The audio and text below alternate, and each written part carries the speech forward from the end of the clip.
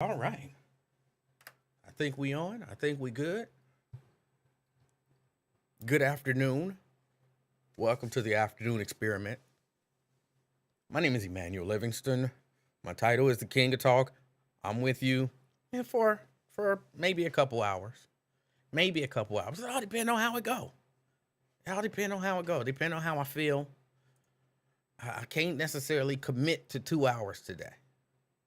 But I'm here and I commit to being here right now. How about that?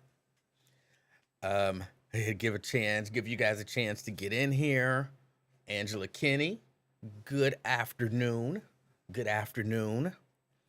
Come on in, say hi to me. Y'all know how I like to do it. Come in, say hi, and if you feel like it, which I hope you do, let us know where you kind of checking in from. Angela says salutations. Butler Brown says good afternoon from Cartersville, Georgia.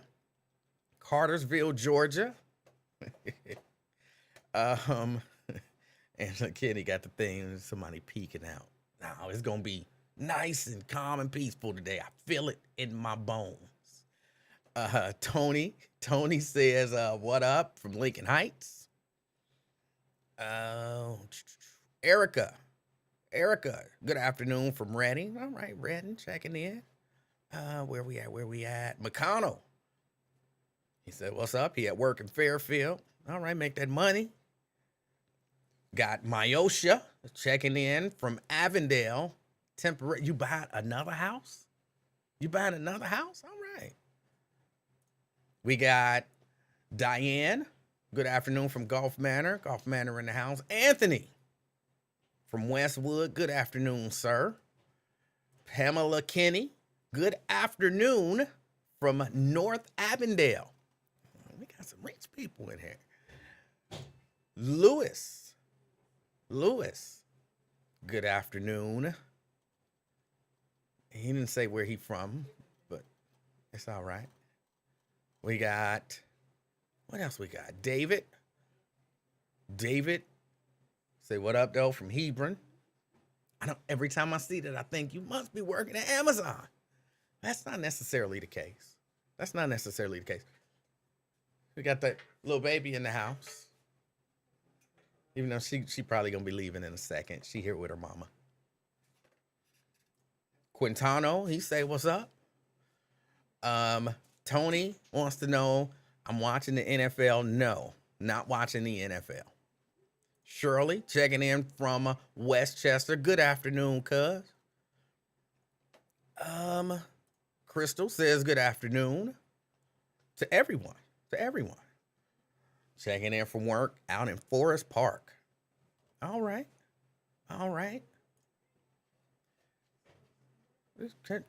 Give a few more people an opportunity to kind of check in. Hold on a second. Let me shut that down. Shut it down. All right. Had to shut that down. Lewis, up in Avondale. All right. Few people said, hey, what's up, little baby? So some of the people was just saying hi to the little baby. Huh? Oh, come on over here and say hi if you want to say hi, little baby. You changed your mind? Come on. Little baby wanted to say hi.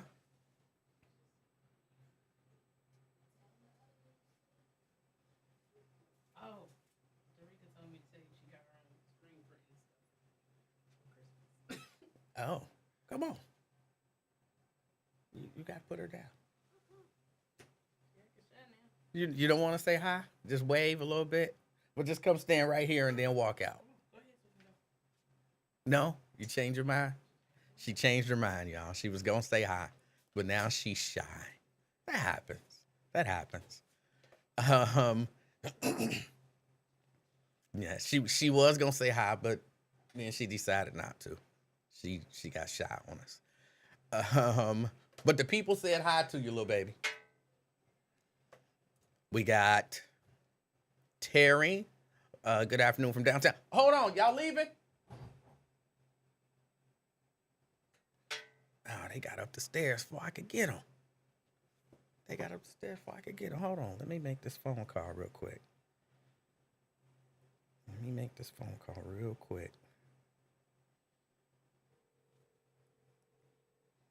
I gotta handle some stuff. Y'all leaving? She can't leave without giving me my hug. Just a rule. All right. All right. Now, she can't walk in the house and walk out the house, and I don't get that big hug. And she know I like it. You know what I'm saying? I had to teach them when they little. Like, nah, when you give me a hug, it's got to be a real hug, like some squeezing. So now she trying to not come over here. She thinks she gonna get away. Got Terry from downtown checking in. Come on over here, little baby. Give me my hug before you leave. Come on, hurry up. Hurry up. Hurry up. Hurry. Hurry. How you gonna hug me with the robot? Yeah, give her the robot. Here, come on. I'll take you and the robot.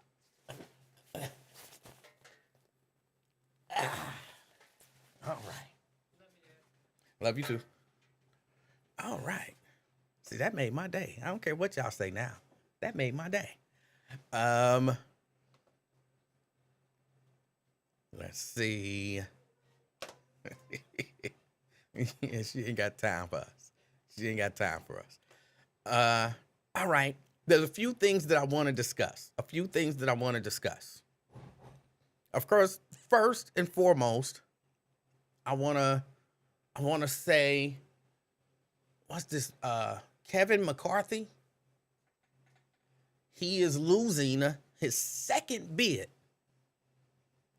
To become Speaker of the House.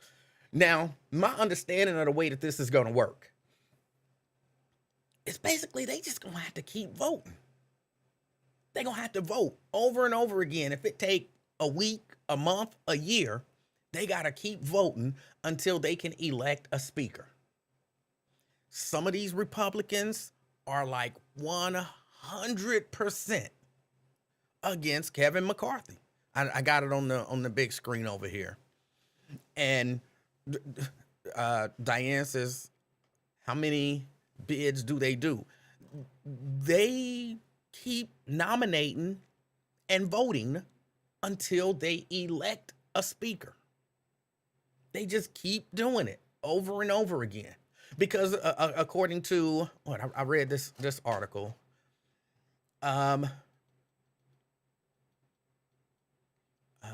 no. Keep going. Until a House Speaker is determined, members of the House won't be able to consider legislation, assign committees, or adopt rules. So this got to happen. They can't do nothing. And that was from, what news source was that from? That was from People Magazine. But yeah, they can't do basically nothing until they elect a speaker. Now, Hakeem Jeffries, of course, the Democrats are going to nominate him every time, but the Republicans ain't going to vote for him. They're just not. It's not going to happen.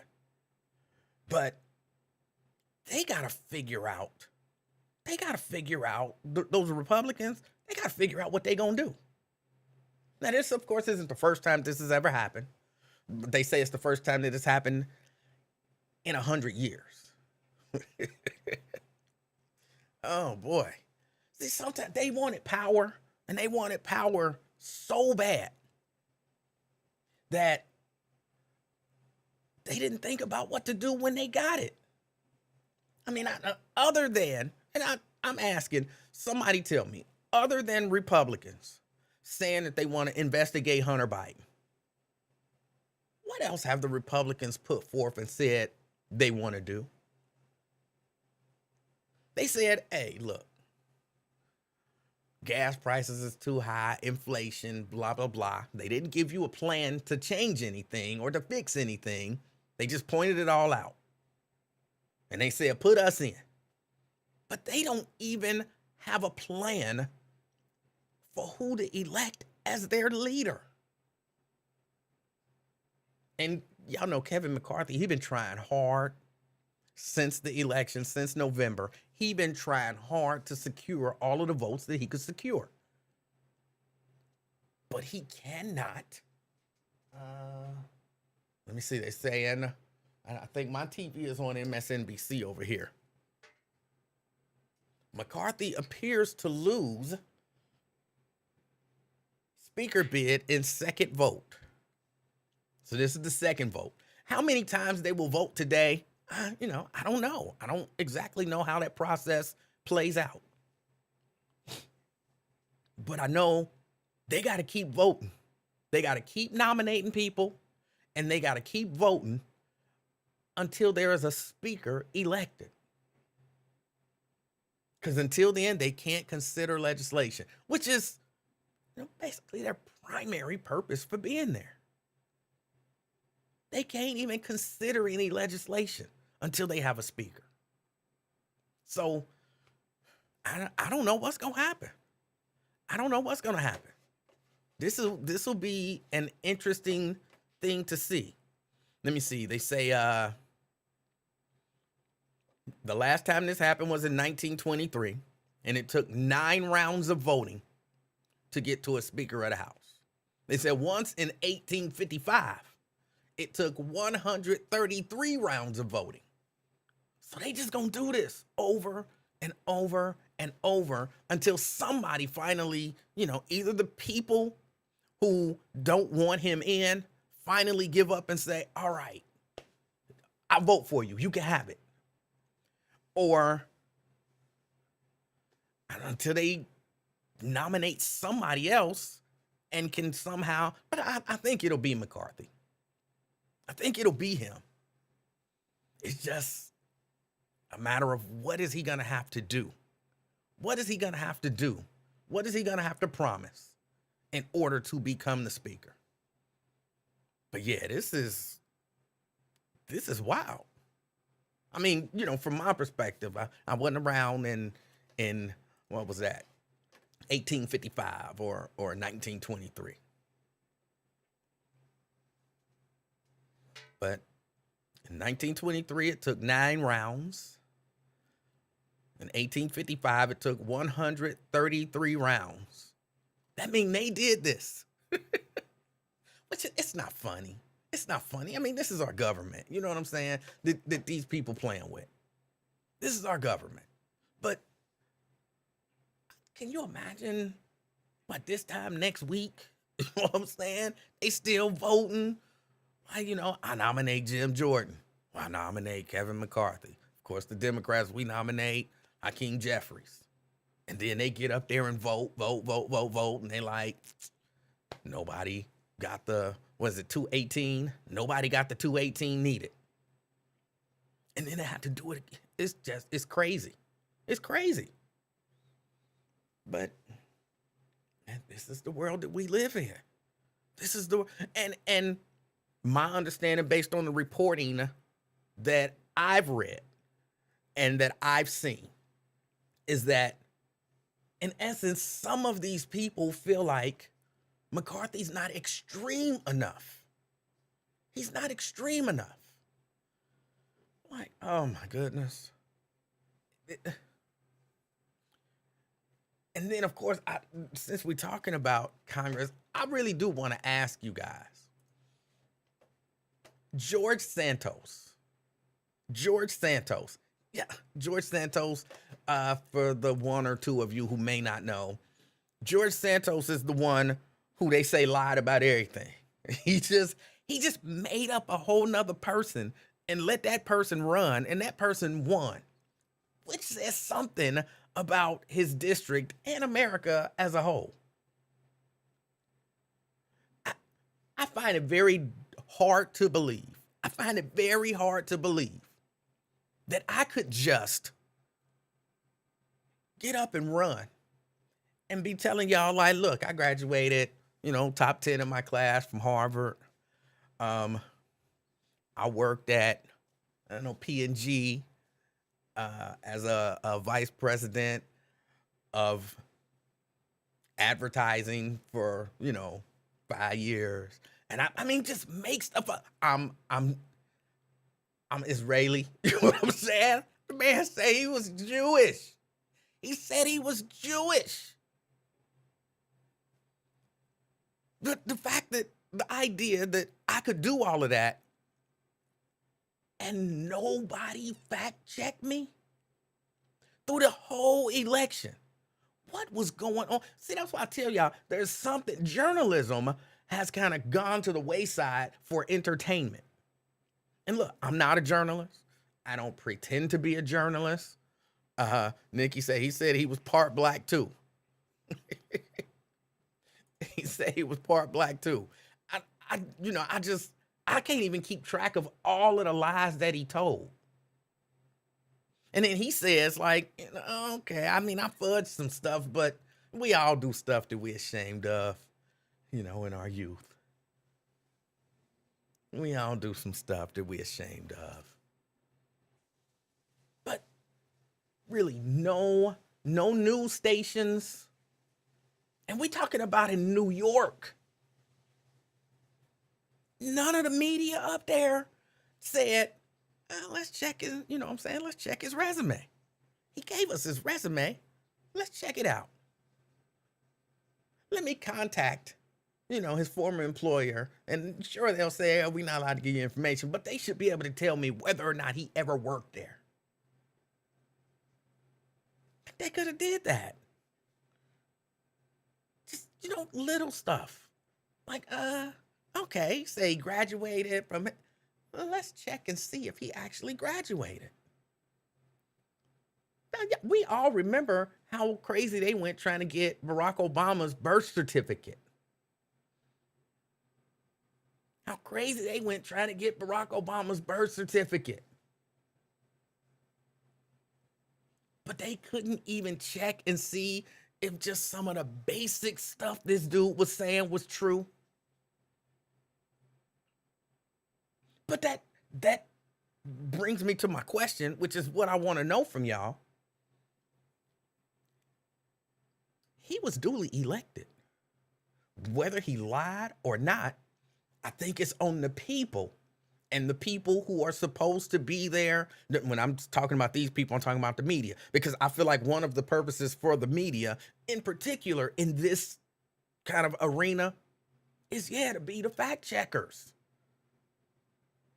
Yeah, I know you would say, well, man, it's up to each individual to go out and get his resume. And no, I don't even think that's reasonable. I don't think that's reasonable.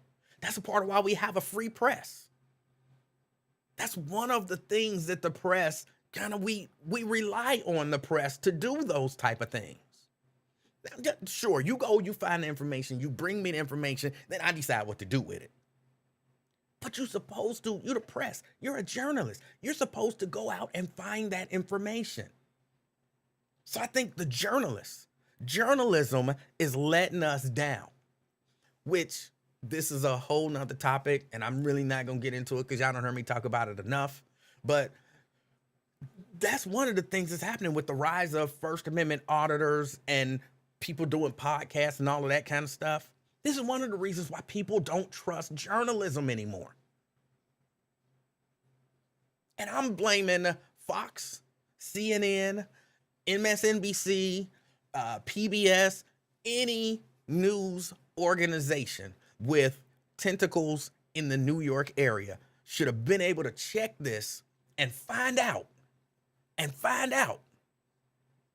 what the deal was. Any of them, including the local news up there. But nobody decided to do any fact checking. Nobody. And I think part of it might have been some of them just believed a Democrat was going to win. because that's typically what happens apparently in that district. Just apparently in that district, the Democrat wins. So it would be like Cecil Thomas.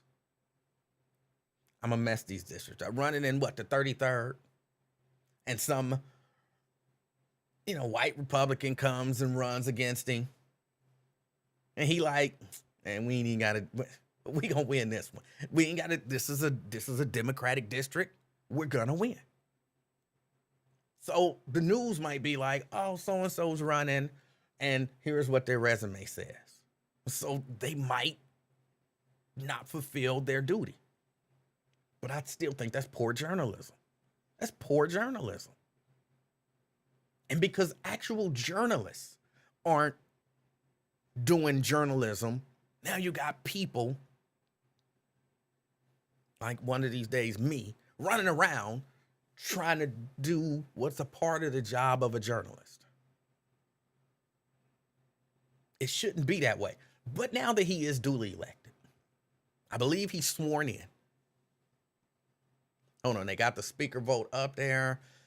Jeffries got 212, McCarthy got 203, other got 19, which I believe was Jim Jordan was at least one of the others. Nobody just voted present. So if they just went by leading vote getter, Jeffries would be the Speaker of the House for a Republican-controlled House. But, yeah, McCarthy's got to get those people to vote for him. But back to what I was talking about. Now that he's duly elected, now that he's sworn in, should he be there? Should they impeach him? Okay, yeah, he tricked them. He lied. But he got elected. And ain't that kind of what we here in America? If you get the votes, you get elected. People don't necessarily, because if that was the case, then Trump should have been impeached for not showing us his taxes. Because remember, he said, he lied to us. He told us, once this audit is over, then I'll release my taxes. And he never did. That was a lie. He never intended on doing it. So should he have been impeached for that? And I know it sounds a little crazy to say that a dude that lied, like for real lied. But that dude lied, deceived people to get elected, or that he should just stay in there. But I think he should just stay in there. I say leave him alone.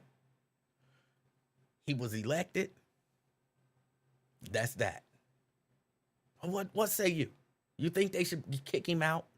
You think they should impeach him? You think they should? Can you impeach him for something that he did before he took office? I'm not even sure that you can do that. I'm not even sure that you can do that.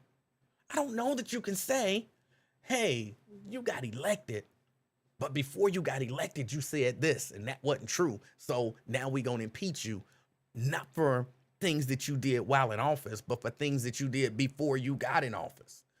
I don't think you can do that.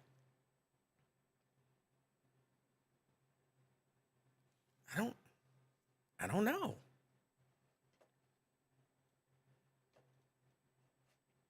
Ben says journalism is a business. They are paid to present the story they are presented with.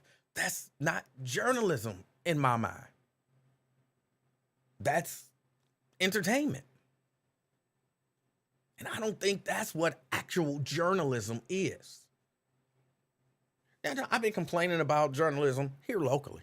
I've been complaining about journalism for years now. And every time I would do it, some of my coworkers would be like, why are you bringing that up? And I'd be like, bro, because this is not journalism. I don't need you to tell me this is a sad story. Just tell me the story. Let me decide if I'm going to be sad or not. I don't need you to tell me this is such an uplifting story. Just tell me the damn story. All I need you to do as a journalist, find out the facts and report the facts. I get it. people can slant the facts their way. I understand that. And I guess I'm not 100% against that. As long as what you're giving me is the facts. The way you present the facts can slant the story one way or the other. And I guess I'm not necessarily against that, as long as you're just presenting me the facts. But journalism failed here. Journalists are supposed to keep these guys accountable. But I mean, that's going to be hard to do in a society and an environment where there is no shame. There is, like, legit, people bash people for shaming people for things that they should be ashamed of. I always go back to the very idea of slut shaming. The very idea of fat shaming. You know what I'm saying? All of the stuff that you stick shaming on the end of, some of that stuff we should be ashamed of. Some of it we should. But then once you take that, the fact that there is nothing that you can shame anyone about because people aren't ashamed of anything. Then when you take that and you put that into the political arena, people like to talk about Donald Trump started it. Donald Trump didn't start it. I think he might have popularized it a little bit. Because when he talked about, grabbing women by the vagina, not too long ago, he would have had to drop out the race. Remember, what was his name? Gary Hart. And they found out that Gary Hart was having an affair. He was on the boat. I can't remember the young lady or the lady that he was having the affair with.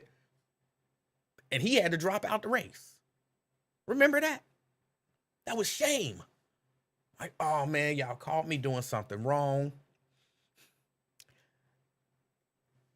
Whether he was actually ashamed or not, I'm so ashamed, I need to drop out of this race. Remember, I can't think of his name, but he had the wife. He cheated on the wife. The wife had cancer. He cheated on the wife while she had cancer. And he was one of the top runners for the president. What was his name? He was a Republican. His wife had cancer. I think Donna Rice was, who he cheated, who Gary Hart cheated with. But who was the dude not too long ago? His wife had cancer, and he cheated on his wife with, was it his secretary or something like that? And they found out that he cheated on his wife with the secretary, and the wife had cancer. And I can't remember his name. He was it was John. I thought he was a Republican. No, you might be right. He was a Democrat, but his name was John. I can't remember John Edwards. Thank you, John Edwards. But remember him? He was shamed. He was shamed.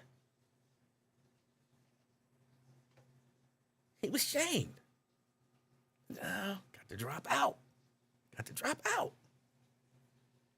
That don't exist no more. They find out that you did something that you ain't had no business doing. They be like, either first they deny it, like, I never did that. And then if they do admit it, like, okay, yeah, I did it. Let's move past it. Vote for me.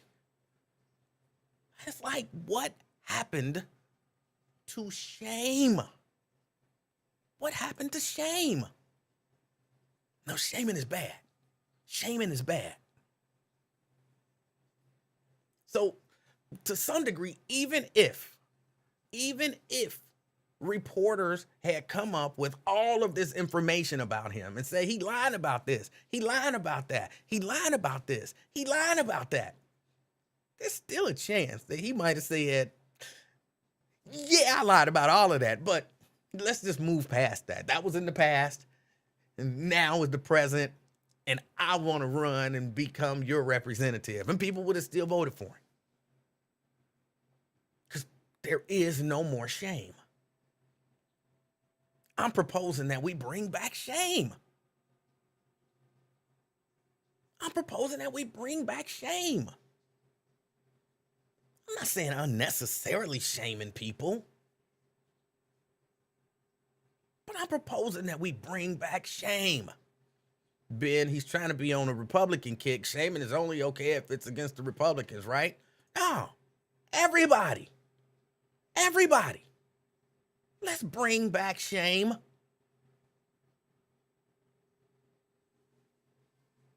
I'm comfortable with that. And maybe if we bring back shame, maybe if we bring it back, I never understood what that meant. I know somebody know what that was supposed to indicate. What did that mean? Shame.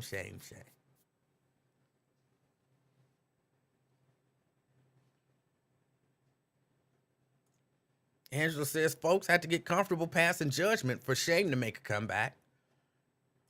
I just know about me. I'm comfortable passing judgment. People will tell you, the Bible tell you to not judge. I don't interpret that piece of scripture that people throw out in that way.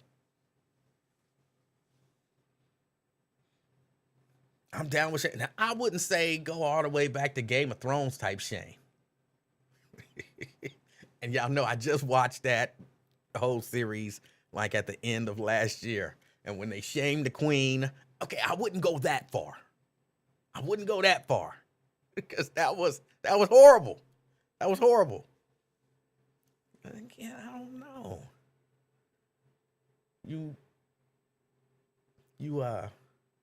I don't know. Take, say, this George Soros dude. You kind of lock him up for a while, have a little trial, cut off his hair, and shave his head even, but not a good clean shave. You know what I'm saying? Kind of a half shave with like some rusty clippers with some broken teeth. So his head is all jacked up. You strip him, he ain't got nothing on but a loincloth, and then you walk him through Washington, D.C. From the Capitol all the way to his house. Line the street like a parade, like a shame parade. And you just walk behind him like, shame. And he got to walk slow. People be throwing stuff at him. Like they was throwing doodle, everything. You know what I'm saying? It just like, shame. I bet you that might stop some people from doing stuff. Like, what, they gonna throw doodle at me? I'm gonna be naked? What?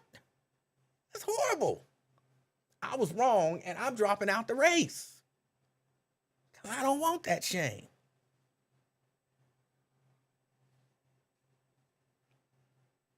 But yeah, no, I'm for bringing shame back. I'm for bringing shame for shameful things.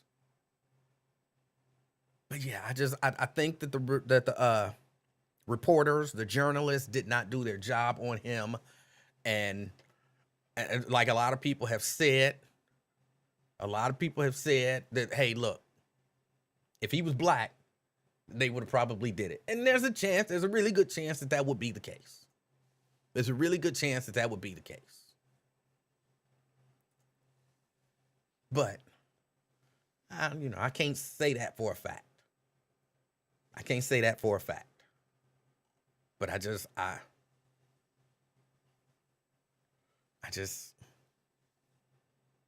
but I mean, since he's in there now, you just gotta leave him in there.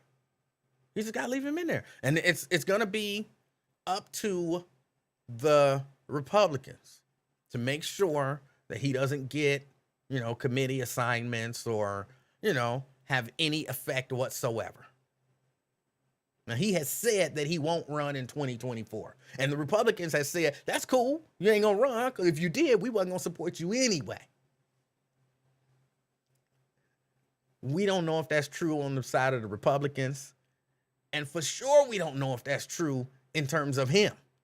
Because, he will lie. He will lie.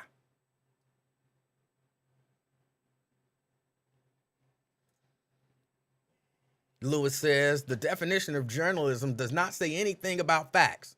Well, I'm talking about my definition of journalism, which is, in essence, a search for the truth and giving the people the truth about the things that are going on in the world. And by truth, that means factual information.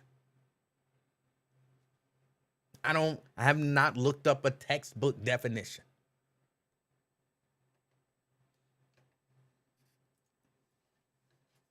Genesis, there are so many shameful things in the world today. It would take us forever. We would be shaming 24/7. I think it would be very appropriate. Some of the stuff that they call shaming, I don't know. I guess it is shaming, but stating facts is facts. And let's say this. Let's say, for example, because I did watch a little bit of that Surviving R. Kelly, the final chapter, which I don't think is going to be the final chapter. But I did watch some of that last night. And the term slut shaming came up again. And I'm thinking, look, if you say you, woman, had sex with 8 people in one night, and I think that's not savory, that's considered slut shaming. I don't know that that's what that is. I don't know that that's what that is. If it's all factual. Well, but you said you don't think it's savory. You can do what you want to do, but I don't consider that slut shaming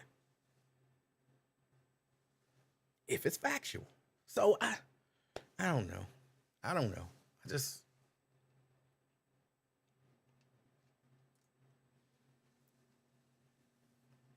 Genesis, absolutely. True journalism does involve uncovering facts and truth. Angela says he can end this all by stating he was living his truth. That's true. That's all he had to. And that's the sad state that we're in now. Because to some degree, and I think I saw Ben says, let's be honest, bro. Do the public really want to hear the truth? Whether or not they want to hear the truth or not, they don't necessarily want to hear the truth presented as fact. Because people have an issue with facts. Like, to a lot of people, facts aren't facts anymore. I know, it sounds crazy. It sounds crazy to say it out loud. But to a lot of people, facts are not facts. Like Angela said, if he said, I was living my truth. Hold on, but you said you Jewish, dude. You said you Jewish. Factually, you're not Jewish. Well, but I meant Jewish, and that's my truth. Well, I guess you can't argue with it. He said it's his truth. And you just had to accept that that is his truth, even though you can go through and factually say that's factually inaccurate. My truth don't have to be factually accurate. My truth I just have to say that I believe it. That's the world that we live in. That's the world that we live in. Okay, we got some slut defending. What if sleeping with 8 people is your job? Are you still a slut? Prostitution is legal in Nevada, isn't it? I think it's legal in parts of Nevada, not the whole state. And I would say, yeah, you still sleeping with 8 people in one night, whether it's your job.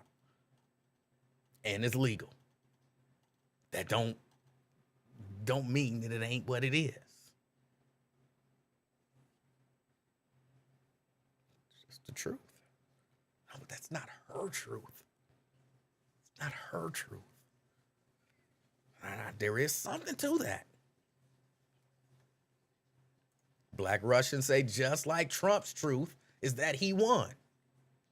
And there are people who are like, well, no, there's just a lot of people who foolishly go along with that. A lot of people who foolishly go along with that.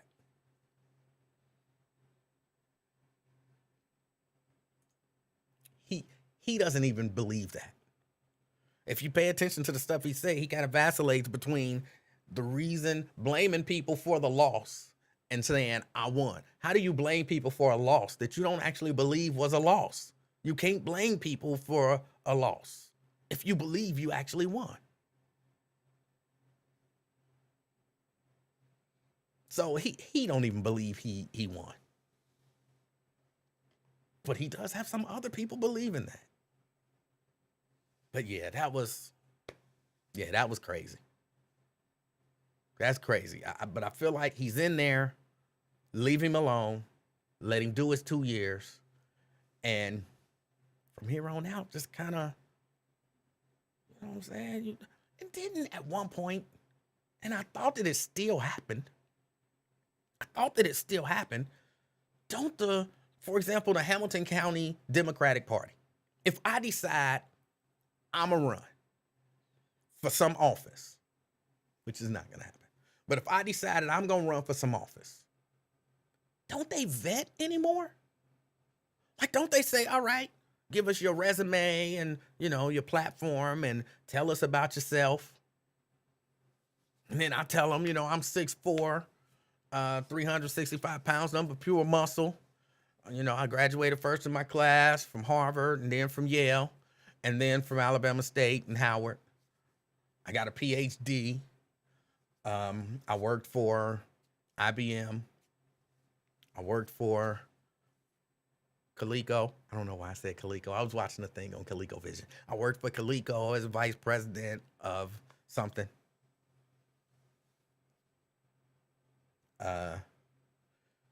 I'm part Salvadorian, part Guatemalan. I'm Jewish and white. And you know what I'm saying? Just right now, don't the Hamilton County Democratic Party at some point look at that and say, he said okay. Somebody put in a call to Harvard. See, has Emanuel Livingston ever worked there? Ever gone to school there? Does he have a degree from there? Check that out. You call Yale. See that he go there. Call Howard. And call IBM. Okay, Coleco's out of vision. Out of vision. I'm still thinking about ColecoVision. Coleco's out of business. So okay. He might can get that one off, but we might be able to get records from that. Go look at him.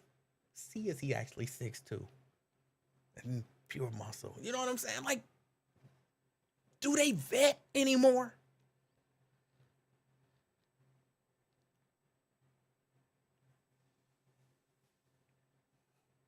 So some of this is on the Republicans. They got to eat this one. Either they throw him out or let him do what he gonna do, and they'll have to deal with the damage from it because they didn't do their due diligence. But I say leave him in there.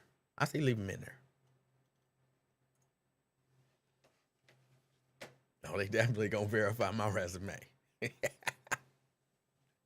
Oh. Terrence say, my nickname is Frog. That's my truth. And that's all that matter. They would justifiably label you delusional. That guy is an imposter. He is not who he said he is. He shouldn't have been allowed to be sworn in. I don't know that I agree with that. He got elected. All of that stuff should have happened before the election. But once you let it go to the election and the people have spoken, I think that's that.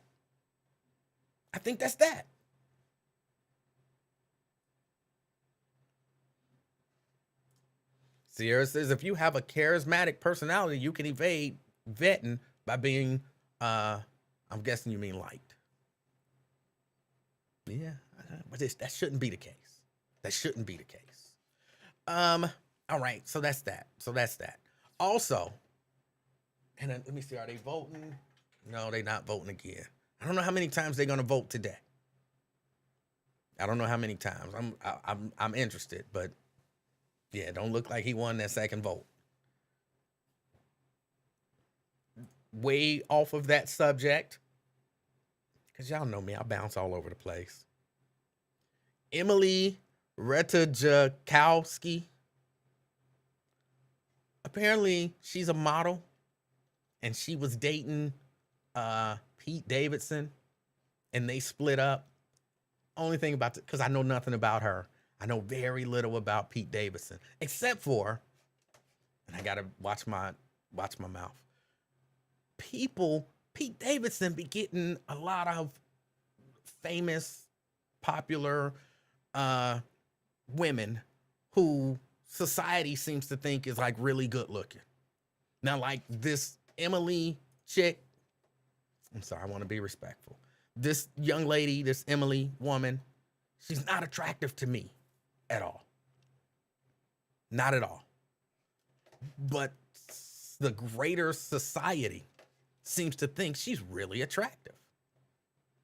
So Pete can get the women, but Pete seems to have a problem keeping the women. And I don't know which is best. Like I keep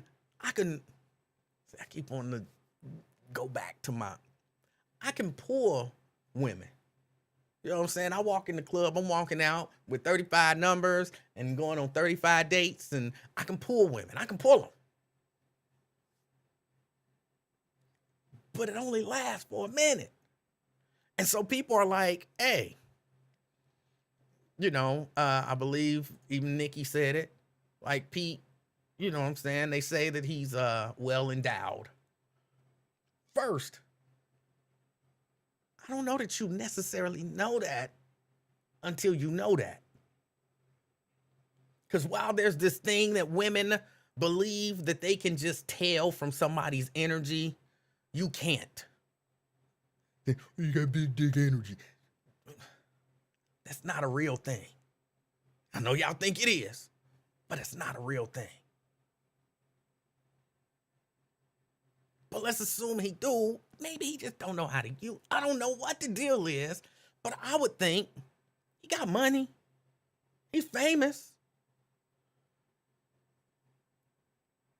Anthony say, they say he a good plumber. Apparently not. He's apparently not a good plumber.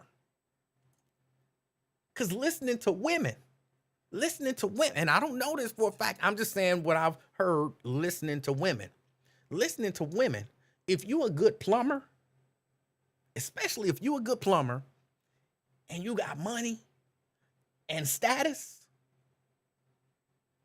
I don't know if it's a real thing about, you know what I'm saying? You can keep a woman for longer than a few months. Just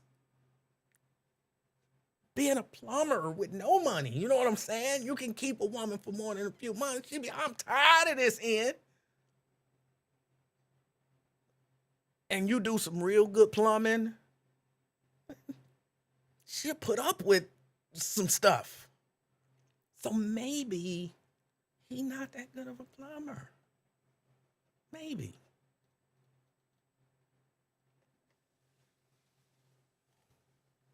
But I don't know. That story popped up and I was like, really? Like, he been through a whole lot of women. And my understanding is he not the one doing the breaking up. He's the one getting broken up with. So, I don't know. Maybe he don't know what he's doing. Let's see. Let me see. Hold on. Myosha's schooling me on this energy. Myosha says, Big D energy is a real thing. It doesn't mean you have a big D. What does it mean? Maybe I'm just confused. I don't know. Maybe I'm just confused. I don't know.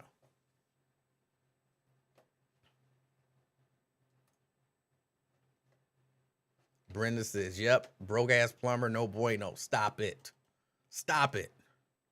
I know some broke plumbers that's done stayed plumbing the same pipes or the whole same holes or whatever for years just because they're good plumbers. Trust me.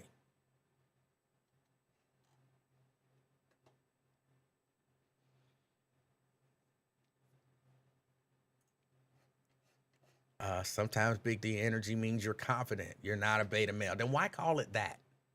That just don't make. Maybe I had a misunderstanding, but no, that's here. Let me tell you. I guess different people have definitions because I remember having a conversation with somebody, and there was a younger woman who told me that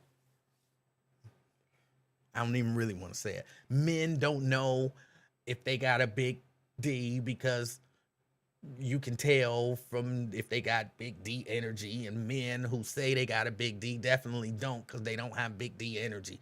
And I was like, that's stupid. That's stupid.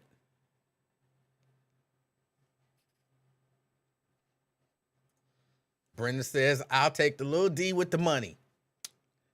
I don't know about that. I don't know about, I mean, you probably would, but then you would cheat on him with, a different D. But whatever. That's just from what I know about women. From what I know about women, yes, you will take the little D with the money, but you will cheat on the little D with some other D. Maybe not some big D, but some medium D at the least. You know what I'm saying? Stop it. Stop it. It's just not true. Y'all just not telling the truth. All right. What else did I have to talk about? Because I don't want to be stuck on that. Back in the news. But hold on. Before I get to that, I'll deal with this because this can be done real quick. Back in the news. I did watch portions of the Surviving R. Kelly again. And it really is just a rehash of all of the other Surviving R. Kellys. It's just a rehash. It's, and then they talking about the trial. And they still, and look, I know, again, my opinion on this is not popular. R. Kelly, if he's guilty of doing all the stuff that they said he did, and I know just because he was found guilty in court doesn't mean that he's guilty, but I believe he's guilty. And that makes him, in my mind, a predator, a monster, whatever you want to throw in there to call him. He's a monster. He's a predator. He's bad. He's, maybe even evil. I'll give you all of that. Make no excuses for R. Kelly. None. Hear me? No excuses for R. Kelly. At the same time, some of them parents are to blame. Because it's your job as a parent to protect your child from a monster. Yeah, the monster is the monster, but you got to protect your child from the monster. And I keep hearing, again, watching this daggone, the final chapter, these parents still haven't learned. Some of y'all, you are partially responsible. You turned your child over to the monster. When are you going to take some responsibility? And some of these women, now I'm not necessarily talking about the ones who, met him when they was 14 and all that kind of stuff, and their parents turned them over. Like there was one who met him when she was 33, and the other one who met him when she was 19, and the one who came out and, kind of talked about the herpes and all that kind of stuff.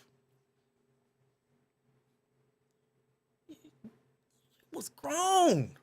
You should have knew better.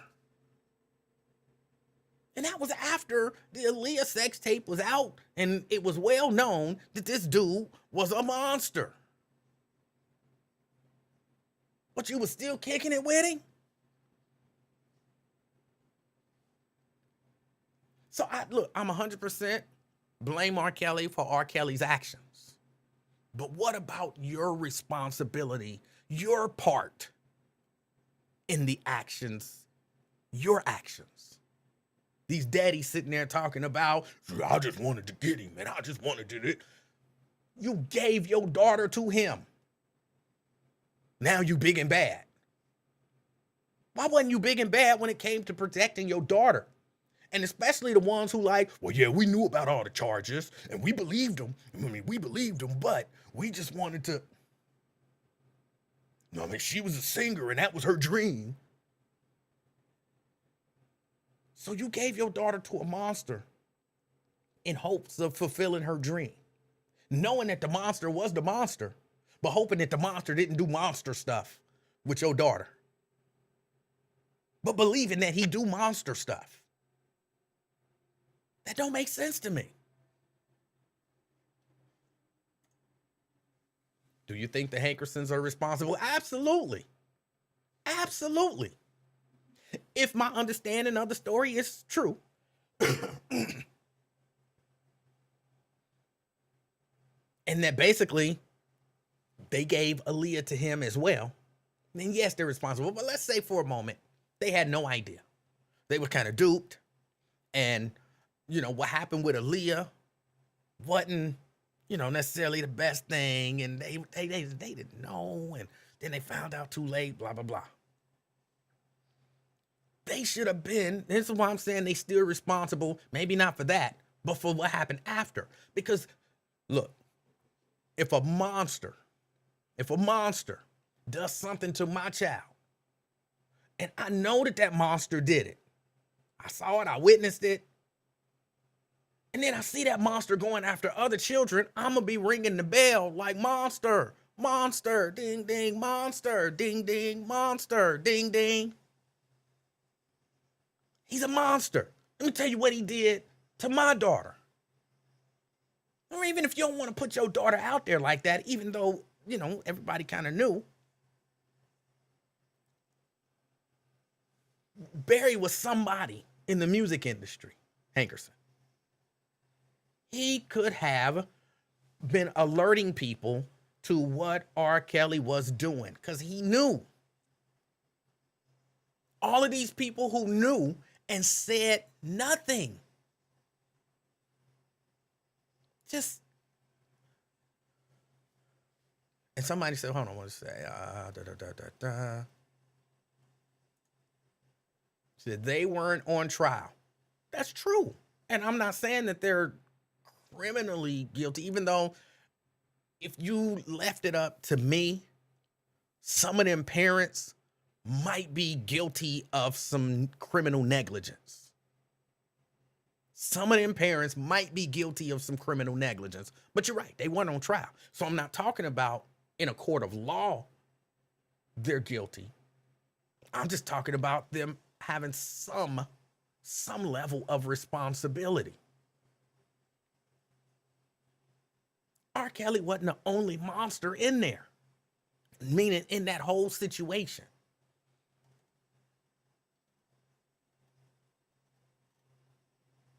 And I don't know.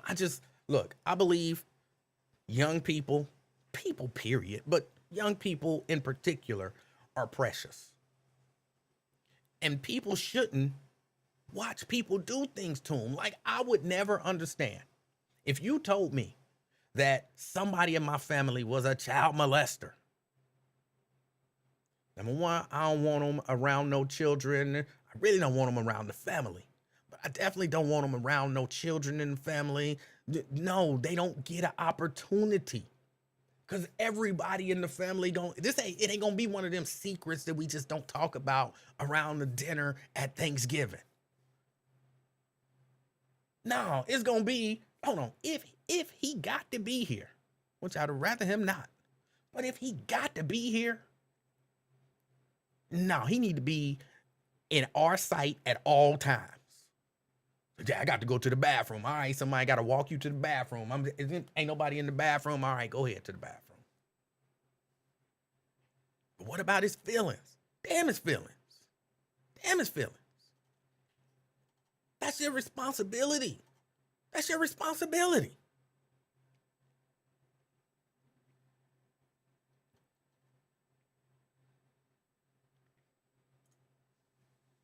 I don't know that people take that responsibility. Some people, because a lot of people do, but some people don't take that responsibility serious enough. Crystal says, yes, that's what I said. One lady on the trailer stated R. Kelly and his whole entourage should be in prison. And I said, so should you parents who sent your kids into the den of a predator for monetary gain. Absolutely.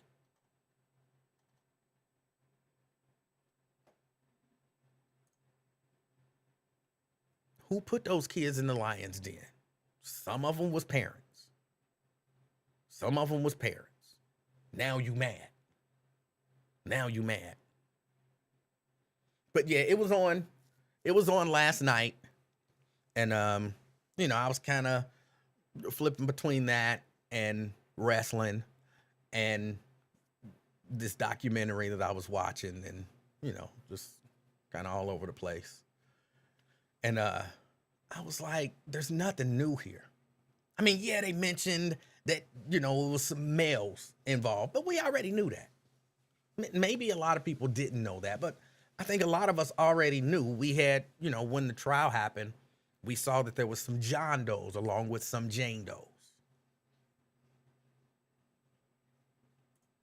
No, I was not watching the NFL. No, not at all. I don't understand why this is so hard for y'all to believe. I don't watch the NFL. I don't get no special nothing for that. And if I ever decide to go back to watching it, I'll just go back to watching it. Why would I not be honest about that? I don't understand. But no, I'm watching the NFL. Look, if tonight I decided I'm watching the NFL again, you know what I would do? Well, it don't come on tonight, right? I would just turn it on and I will watch it. And then I would stop saying I don't watch it because I don't owe that to nobody. That ain't funny, Angela. But yeah, it just, there was nothing new in it. And it was actually a little bit irritating to me. LaDonna says, I didn't know dudes were involved until recently. Oh, yeah. When he was on trial and that kind of came out that there were young males that he was also involved with. And some of the horrible, horrible things that he did to those young ladies. Some of the horrible, like, I don't even want to repeat them. But I guess I have to. He smeared feces on their faces as punishment. He made them eat his feces as punishment. Or as a way of showing that they was really down. I don't know why I'm losing the terminology, but as a show of solidarity. I'm on your team. Well, here, eat some feces if you really want me to believe that you on my team. All right, I will eat some feces. Like, oh, that's just sick. That's just sick.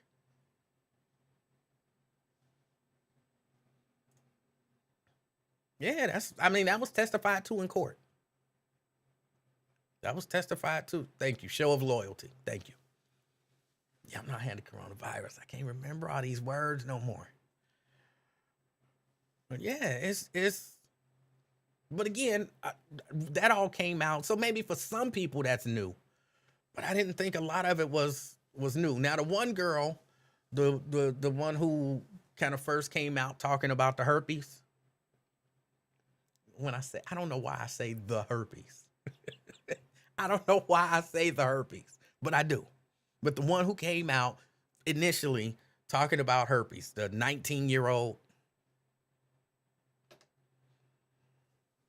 she kind of seemed like she was a little salty. She was a little irritated with some of the other girls. This is just my take on it. Maybe she wasn't, but it was kind of what I got from it. Because she was like,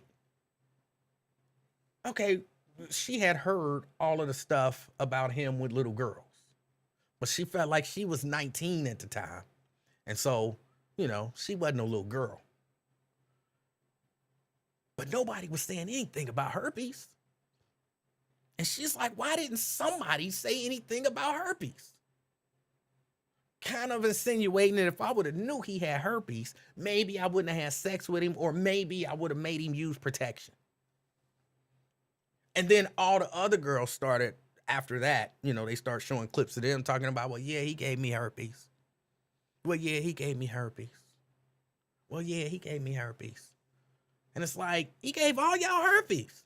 And nobody, I guess there's a back to that shame. There's a shame, I guess, associated with that. Like, I don't want to be like, hey, I had sex with this chick and she gave me herpes. Now I got herpes. I guess nobody really wants to say that. But if I got homies and we running through this chick and she gave me herpes, I'm going to be telling them like, hey, bruh, before you run through her, she got herpes. How you know she got herpes? Bruh, just trust me. She got herpes. How you know? I mean, I heard the same thing, but she don't look like she got herpes. Like, bruh, trust me. She got herpes. At some point, I'm going to have to be like, I know she got herpes because she gave it to me. All right? All right? That's how I know. But I would get that up to keep my boy from getting herpes. I would tell him. And that was kind of her thing, was like, hey,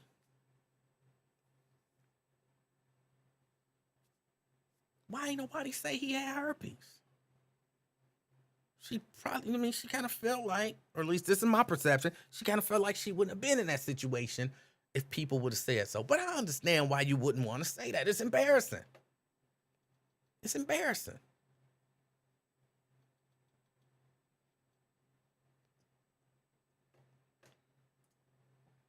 Do I think the music industry is accountable? No. No, I don't.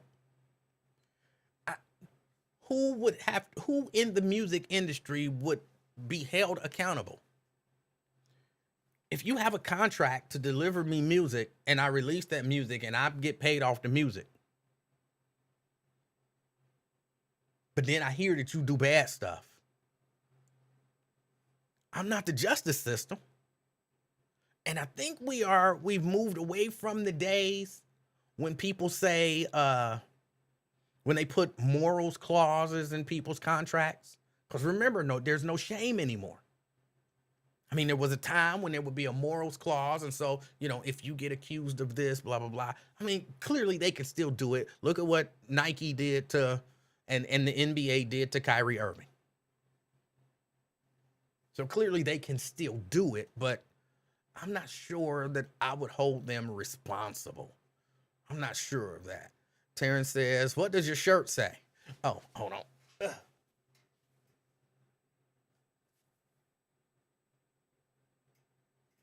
And stay up there long enough for people to read it, because some people read slower than others. Janice says, just using the B word around me regularly and I'm out. But Janice, you from another time. The N word and the B word is so commonplace. Especially in that segment, if you use the B word, I'm out, they would never have nobody.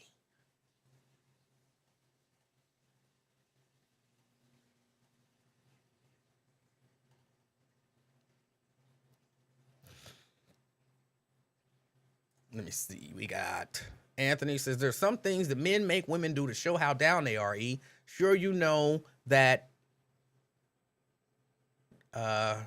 coming up through the ranks as a young man. No, I don't. But I wasn't never like flying in all that kind of stuff like y'all was. Like for me, treat me good. Be kind to me. You know what I'm saying? Show me love. That is the way that you prove to me that you down. Treat me good. Be kind. Show me love. Live up to whatever the agreement is that we have. That's how I know you down.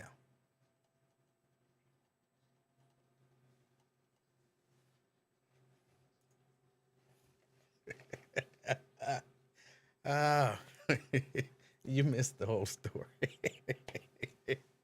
I don't have herpes. I don't have herpes. Oh boy.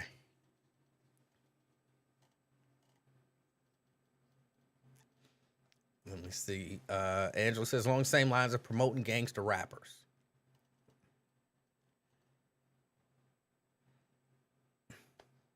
See, it's complicated because I would like for people in business to be more moral and to have some moral standards. But I guess I understand that business is business.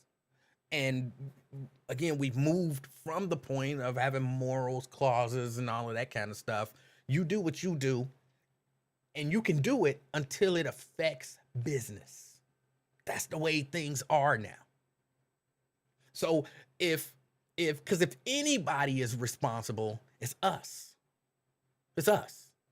Because guess what would happen if when we heard about the sex tape with the 14-year-old and him peeing on her, if it would have just stopped buying R. Kelly music?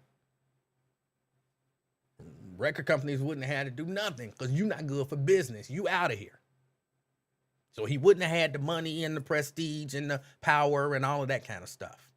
So if you want to blame the recording industry, the record companies, his entourage, all of that kind of stuff, I think we get some of the blame. And I said we, I'm including me, because I was down with 12 play. I was down with You Remind Me of My Jeep and I Don't See Nothing Wrong with a Little Bump and Grind. I was down with the remix to Ignition, I'm Fresh Out the Kitchen. You know what I'm saying? I was down with all of that. I was still listening to and buying R. Kelly music. And I had heard about, and I had, someone had tried to show me the video.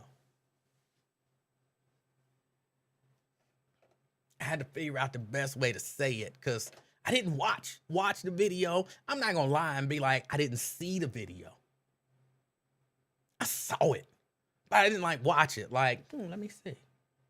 Yep, that's Robert. You know what I'm saying? I didn't do that, but the video was on and I looked and I was like, ugh. And I didn't want to look no more. So I ain't gonna lie. Like, I never saw it. I never even knew it existed. I would never watch that. It's child porn. I saw it.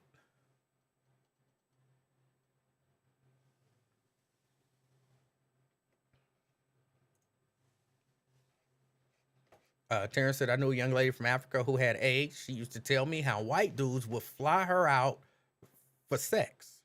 She had no shame.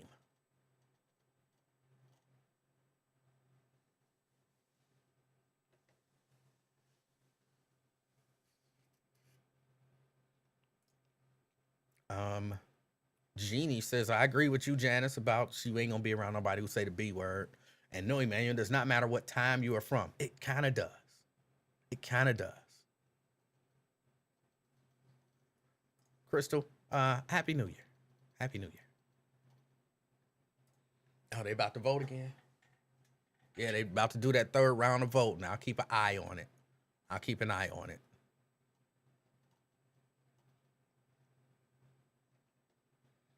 TC want me to take my Jodeci shirt off.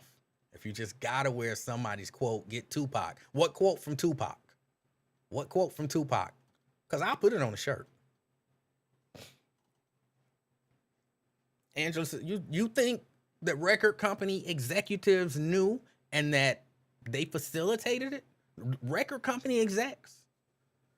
Is that what you're saying? That's a question.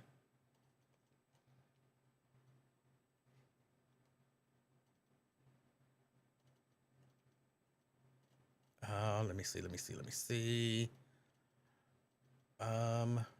Scroll thing. I'm sorry, my mouse don't want to scroll.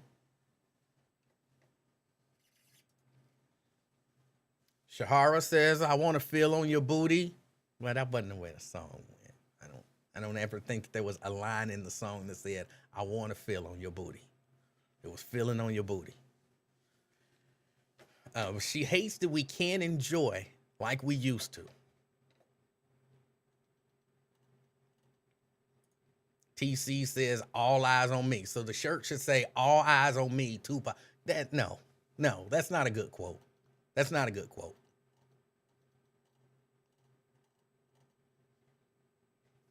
Okay, Angela says, yes, to an extent, you believe music industry executives knew and facilitated it. That would be horrible. That would be horrible. But again, in the society that we live in, if what you're doing doesn't affect the bottom line, they're not going to do nothing. They're not going to do anything. You cool. Just when it comes out. And because there's a component, not just come out, but it's got to come out, and there has to be a reaction to it that's negative.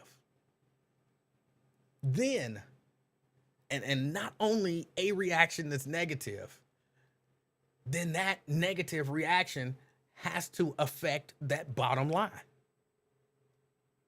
Because just everybody saying, R. Kelly nasty, he horrible, he a monster, he this, he that, but he's still selling out concerts and selling millions of records, record company, I don't care. I don't care. That's the way it works. It's terrible, it's sad, but it's true. All right, let me move on from that. Every time I hear it, I'm still gonna step in the name of love. Oh, Misha, I'm a proponent of no R. Kelly. Hold on, there's a caveat. If you have and or own the CD or the tape, then you can listen to it. Because he ain't making no money.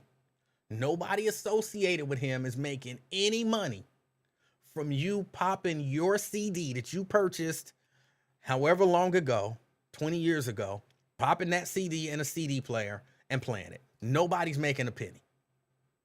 But if you got to stream it, somebody making some money off of it. If you watching it on YouTube, there's a good chance somebody's making some money off of it. So I'm a big proponent, Misha. That's my cousin, by the way. Love you, Misha. I'm a big proponent of no R. Kelly, I guess, unless you own the music.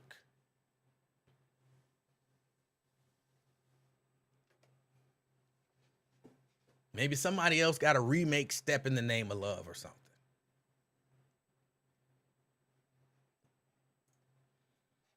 Terrence said he glad there's a Me Too movement, but he hate how it's anti-men.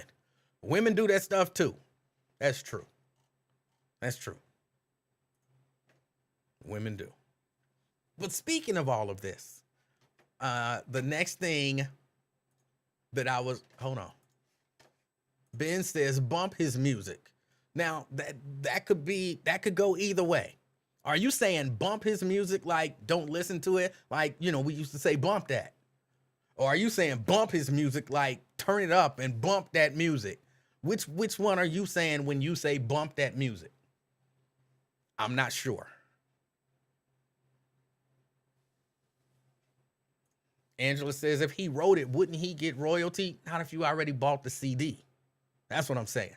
If you own the CD, of course I don't have no CDs because nobody listens to CDs anymore. But if you own the CD, and you put it in, he don't get a penny from you playing it at your party. Nothing, because you already own that. You could play that all day, every day, just on repeat. He don't get a penny. Nobody know you playing it. But if you got to stream it, there's money to be had. And I'm still not sure what you mean when you say bump his music.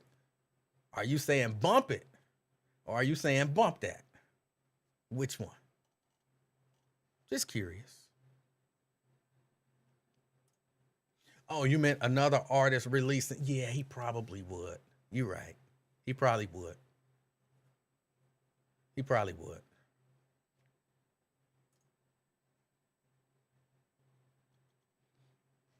Terrence said that's crazy how all those interpretations, but it's true. I wasn't sure what he meant, so I'm just asking. Wyatt, I saw you up there, Wyatt. Wyatt says, good afternoon. Good afternoon, Wyatt.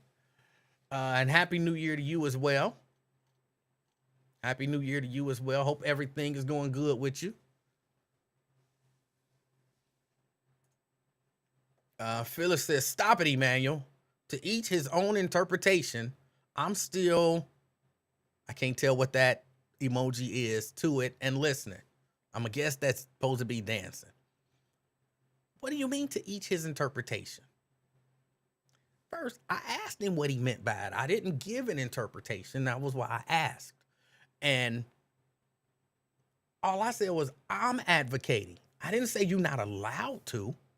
Come on, y'all. You listen. Everything don't have to be confrontational. I be trying to be as non-confrontational as possible. That's why I said I'm advocating not listening to it. I didn't say you're not allowed to listen to it. I didn't say you evil for listening to it. I didn't even say you shouldn't listen to it. I said I'm advocating not listening to it. That means you can advocate for whatever you want to. We don't have to be adversarial, even if we disagree.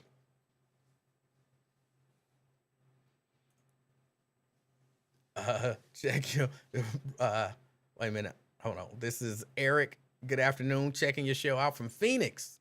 All right. What's the weather down there? What's the temperature down there in Phoenix right now? TC say, damn, you need some glasses. That is a lady dancing. I can't see it on this side. That stuff is really tiny. So I'm sorry. I can't see it.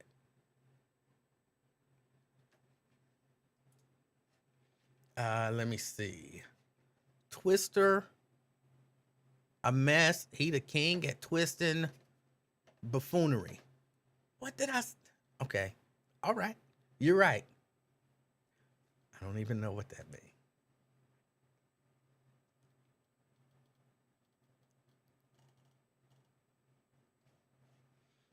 Sierra says, that's what she said. What's what who said? She said, stop it. As if I was telling people what to do. And I wasn't. I was advocating. You don't tell, stop it. Like, I'm not allowed to advocate now. No, I can advocate and you can advocate your way. That's not what she said. Emanuel, you funny. Okay, if you say so. Back now, let me move on to my next topic. Because this one kind of goes in line with the other one, and I didn't really plan it this way. Bill Cosby's going on tour, y'all. Bill Cosby says he is going on tour in 2023. Yeah, he gave an interview to a radio station, and they asked him, will he be going out on the road? And he said, yeah, because there's so much fun to be had in this storytelling that I do. Years ago, maybe 10 years ago, I found it was better to say it after I write it. He says, when I come out of this, I feel that I will be able to perform and be the Bill Cosby that my audience knows me to be. Yeah. His people, his rep said they are looking at a spring/summer start to this tour. Bill Cosby going back on tour. And y'all don't say this crazy, but Bill gonna sell out auditoriums. He gonna sell out theaters. Yeah. Because he's a celebrity. And look, I just come to the conclusion. People worship celebrities. Not everybody. But a lot of people just flat out, they worship celebrities. And you'll see Bill Cosby here at the Aronoff, and those tickets will sell out. That's my prediction. I hope I'm wrong. I've been wrong before. Not often, but I've been wrong before. I hope I'm wrong. But people worship celebrities. And people will go to see him, not because he's funny. Not even because they support him in his legal struggles, but just because his name is Bill Cosby. And they know the name. That'll be it.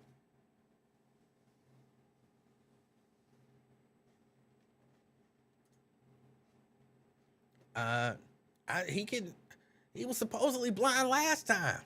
I think when he was here last time, he was supposedly blind. And didn't like Lincoln lead him on stage? Lincoln say he introduced him, and then he got up there and kind of led him on stage to his seat. He sat down, and then Lincoln went and did something like that. And he offered Lincoln a drink in the back. Y'all think I'm trying to be funny, but I really believe I'm fairly Terrence, you can help me out with this. Ain't that what Lincoln said? The last time Bill Cosby was here, and he was going through all of that stuff with the cases. Lincoln met him backstage. He was supposedly blind. And blind not meaning like totally blind, like he can see, but he's legally blind. And he was supposedly blind. Didn't Lincoln say he offered him a drink in the back? Then Lincoln went out and introduced him, and then didn't Lincoln kind of lead him? You know how the blind people grab the arm, and Lincoln kind of led him on the stage. I doubt that Cosby was trying to roofie Lincoln. He was probably just offering him a drink. But I might have some of that wrong. I might have made some of that up in my mind a long time ago, and so now I believe it. Because I do like to pick with Lincoln. So some of that I might have made up. But I know Lincoln was there. I know Lincoln introduced him. And I'm at least 75% sure Lincoln said he offered him a drink in the back. I'm not sure about the lead anymore. But yeah, he was here when going through all of that. Because remember, people was mad at him because one of the jokes that he told at one of his places was something about a drink. Like somebody asked him what he was drinking. I don't remember all the details, but somebody asked him what he was drinking or something. And then he was like, oh, you don't want to take no drink from me or something like that. And people were upset about it. Like, that ain't nothing to joke about, bro. You accused of drugging women by giving them drinks and you making a joke about it. Yeah, I remember that. And that, because that was that tour. I remember Chris Coleman. I got to stop thinking about it because I will laugh and I will have to tell the story. And it's not a story that I want to tell. So I had to just move on. And I'm not going to talk about Chris Coleman. I like Chris Coleman. But he told this story that just made me laugh. You could not imagine. Oh, I'm so shocked. CK. What's up, Livingston? Hey, what's up with you? Oh, hold on a second. Let me get what you. that next topic is? Which next topic? You said you're about to move on to your next topic. What? No, go ahead. Talk about what it is you want to talk about. Man, that you put up that post about Jeremy Renner, man. I didn't know he was messed up like that, man. Yeah, for those who don't know, Jeremy Renner, he played Hawkeye in like all the Avengers movies, the Marvel movies. He had a Marvel series. And apparently, not too long ago, he was in a snowplow accident, hurt himself real bad, and, had to have a few surgeries, and he's in critical condition. The story, I didn't see the story until last night. And actually, the way that I saw the story, CK, which I know you didn't call for all of this, but the way that I saw the story is he has a new show out, which I believe is on Prime Video. But either way, I had saw a preview for his new show. And I was like, I think I might want to check that out. And so I was trying to figure out what it was. And I typed in Jeremy Renner. And, I was going to type in Jeremy Renner new show. But I just typed Jeremy Renner and it was like, he's in critical condition. I was like, oh my goodness. And so then I posted something about, people praying for Jeremy Renner. And that got people mad as hell. How dare you want people to pray for Jeremy Renner? So, That's why I called you, because of the hate back you got off of that. You got a lot of hate off of it. I said, now this is astonishing. He's getting hate for praying for a guy in a critical condition. Well, you know how. You know what I mean? It just be that way sometimes, I guess. I don't know. Yeah, because I understood, because if you see when dude got hurt at the Bengals game, right? And people was praying for him and everything. And then when I seen I was like, damn. So I didn't know that happened. But I know how powerful prayers are. You know what I mean? They really do. You know what I mean? They prayed for that man, and he's still alive. The football player, and prayers for Renner. Well, He's still alive. So here's what I know, CK. At my church, one of the things that happened, especially when I was growing up, one of the things that will happen is when people start praying, like in groups, they used to say, you make your prayer request known because there's power in prayer. So, you know what I'm saying? Yep. If you, so-and-so had an accident and you praying that they safe for it, you know, they gonna recover or whatever. And, oh, I had an accident too. I'm gonna be like, look, I had an accident as well. My leg still messed up, my hip, blah, blah, blah. Can I get some prayer too? And they gonna be like, yeah, pray for Emanuel and, you know, whatever. Because we already in prayer. It didn't make sense to me that people would be upset to ask for prayer from people who are already in prayer. But for some people, right. Some people view things differently, and it is what it is. Yeah, I think it was a little racial. I think it had a percentage of racial in that too, for you praying for a white man. Well, I don't care what nobody say. Why you praying?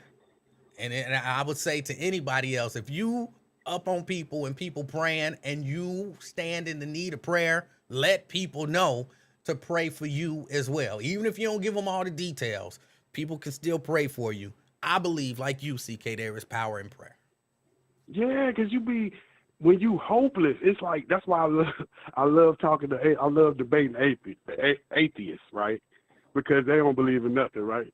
So I'll be like, hold on. So you don't believe, so if you just in a hopeless situation, like you just trapped in the closet like R. Kelly, right? Or you locked in the basement by some monster. You just, what do you say? You just, all right, I give up. You say, please help me. Something. Please, God, help. Even the atheists pray to God when they get desperate. Like, Jesus, help me. Because just think about it. If you are atheist, that means you just give up? If you're in a hopeless situation? I don't know. Yeah, that's the thing. You got to believe in something, because sometimes it ain't just you that gets you out of situation. It's a higher power. I agree. It's a higher power, man. And I'm like, I just felt so bad, man, that when I heard about what happened to him with a snowplow. Yeah. And how is his condition? He's still in critical right now? Yeah, they say he's still critical. They say he's awake, but he is still in critical condition. That's the last report that I saw about him that came across my news feed. Yeah, and I think we have a big problem, because last night I got kicked off a podcast because dude, I asked him, I say, who the F is Kobe Bryant? I'm like, I don't know him. All I know him for is playing basketball. I'm just saying, how am I gonna look up to him like he my daddy or something? I don't know him personally, so if that was my family, I would have cried and mourned. But him just being a celebrity that I watched in basketball, it's like I don't look at him as better than my father or my mother or my siblings. But we in a society where people, like you said, they hate you for how you feel. They hate you. Oh, you not a good person because you didn't mourn for this guy, for Betty White when she died, or Queen Elizabeth. You know what I mean? I don't know these people. You know what I mean? That's what's killing us as a society. All right. Yeah. All right. Did you have anything else? The journalism. All right. I had to retract that. I was wrong. You was right. It is facts. I had to read a few more definitions, because the first definition was it's just somebody that reports for a newspaper, magazine, or media source. But then as I did further research, it is about facts. I thought it was the editor's job to do fact checking, but it is journalists. So you was right. I was wrong about that. All right. Yeah, remember you was like, my definition is different, but your definition, right? It is, when you're a journalist, it is about fact checking. All right. Yep. But what you think about the journalism? I mean, I think for the most part, journalism is dead, especially in the mainstream. journalism is dead, and it's sad because I think that's how we end up with people like this Santos guy. That's So how we we took end the up with the facts Santos. out of it. That's where we at now. The facts are like, because I thought, that's why I disagreed with you. I thought journalism was like, okay, you hire me to be a journalist for the afternoon experiment, right? Mm-hmm. So I think it's just, you just want me to report what you want me to report. It don't matter if you say, your kids graduated from Harvard. I thought that's just my job, but it is about Well, yeah, facts. because if that's the case, CK, I didn't hire you as a journalist. I just hired you as a writer. As a Right, writer, you can right, write anything. You just make stuff up as a writer. But as a journalist, exactly. you're supposed to, stick to facts. And at least in my opinion, if I was hiring you as a journalist, I would be like, is everything in here factual? I see in here where you talking about how this is a sad story. That's not journalism, bro. Take that out. I don't need you to tell the people that this is a sad story. When they read it, if your facts and your writing is good, that should make them sad. But you don't need to tell them. Just little things like that where I'm like, if I'm hiring you as a journalist as opposed to a writer. So yeah. And this goes back to what you said about the fact about if you want to be, remember you was like you addicted to being right. Yes. But I don't want to. I was like, hold on, because I was listening to what you were saying. Like you was making too much sense about the facts. I said, yeah, let me make sure facts is not in the definition. So about when I got to the fourth, fifth definition, then facts did come up. It just wasn't one of the first things. So I'm not the type that has to be right. I want to learn. I want to know if I'm wrong. Well, no, but CK, based on my definition, that's you wanting to be right. Like, okay, I was wrong, but I don't want to just stay wrong. I want to find out what's right. And so now, if you have that same conversation, you ain't still like, well, journalism ain't got nothing to do with facts. That would be you being cool with being wrong, even though Right. you're wrong. So you, like Right, me, right. you want to be right. Mm-hmm. And as far as the addiction thing, which you was talking about yesterday, I just want to say that a reason why you don't feel a lot of things about addiction because it haven't affected you. I think if it affected you, like if somebody in your family lost everything because of gambling, you might look at it as an addiction. But see, I'm not sure that it's fair to say that because there's no way for you to know that it hasn't affected me, maybe personally or some other way. There's no way to know that. But just because something affects me doesn't mean I'm going to change my perspective on it. Maybe it affected me, and that is what gave me this perspective. Oh, I see what you mean. You saying you was affected by certain things. Well, Like I'm not actually saying, because I don't know that it matters from the extent of whether I am or whether I'm not. I mean, you have your opinion on it, and I'm not trying to change your opinion on it. I'm just saying I have mine, and I don't know that it's fair to say it hasn't affected you if you don't know whether or not it has. No, but I'm saying when you made the thing, when you said crystal meth, chemically imbalanced of the body, of the mind. All right. Right?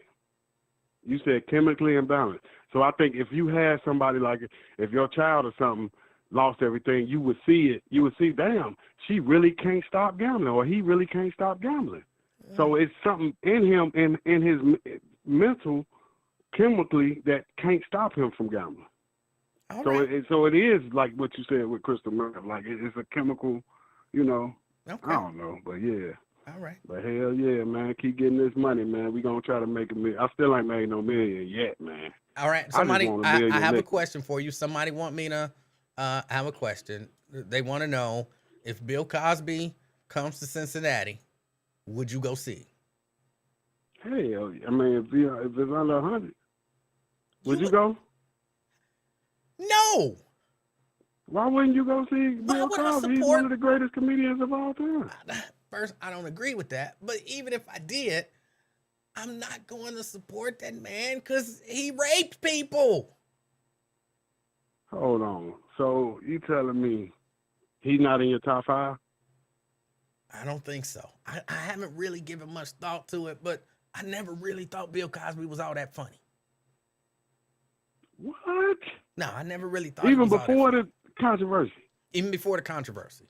I mean, I might watch a Bill Cosby thing and I might get a chuckle out of it, But I ain't never like laughed like, no, that Bill, my stomach hurts. Stop, Bill. You know what I'm saying? I ain't never did that off of Bill Cosby ever. Now he made, I kind of see what you're saying, but I've seen some of the stand up, but like you said, that Patrice O'Neal, I think you got to put him in top 10, top 5. I think he gets in there. Richard Pryor, Patrice O'Neal, Eddie. You know what I mean? There's a couple of them, but look, Bill just a pioneer. He people, like Run DMC. People got tastes. You know what I'm saying? Your taste apparently is a little different than mine because you're putting Bill Cosby up there with Patrice O'Neal and Eddie Murphy and Richard Pryor. I'm not putting him up there. I'm not against him. It's just his comedy was not my cup of tea. So I'm not disagreeing with you. Just we have different tastes in comedy, apparently. Would you put Eddie Murphy as the Michael Jordan of comedy? Is he the best to ever do it? See, that's hard to do. I don't like to do that. I don't like to do that. I don't know if I would say he the best to ever do it, but Eddie was funny. Eddie, when Eddie was doing stand up and stuff, Eddie was funny. So I mean, like you couldn't touch him, man. You couldn't touch that, man. He was Michael Jackson of it at his height. It's hard not to put him up there. Like, you got two kings, a movie king, Eddie, and the TV king, Jerry Seinfeld. And the movie king blows Jerry Seinfeld out the water.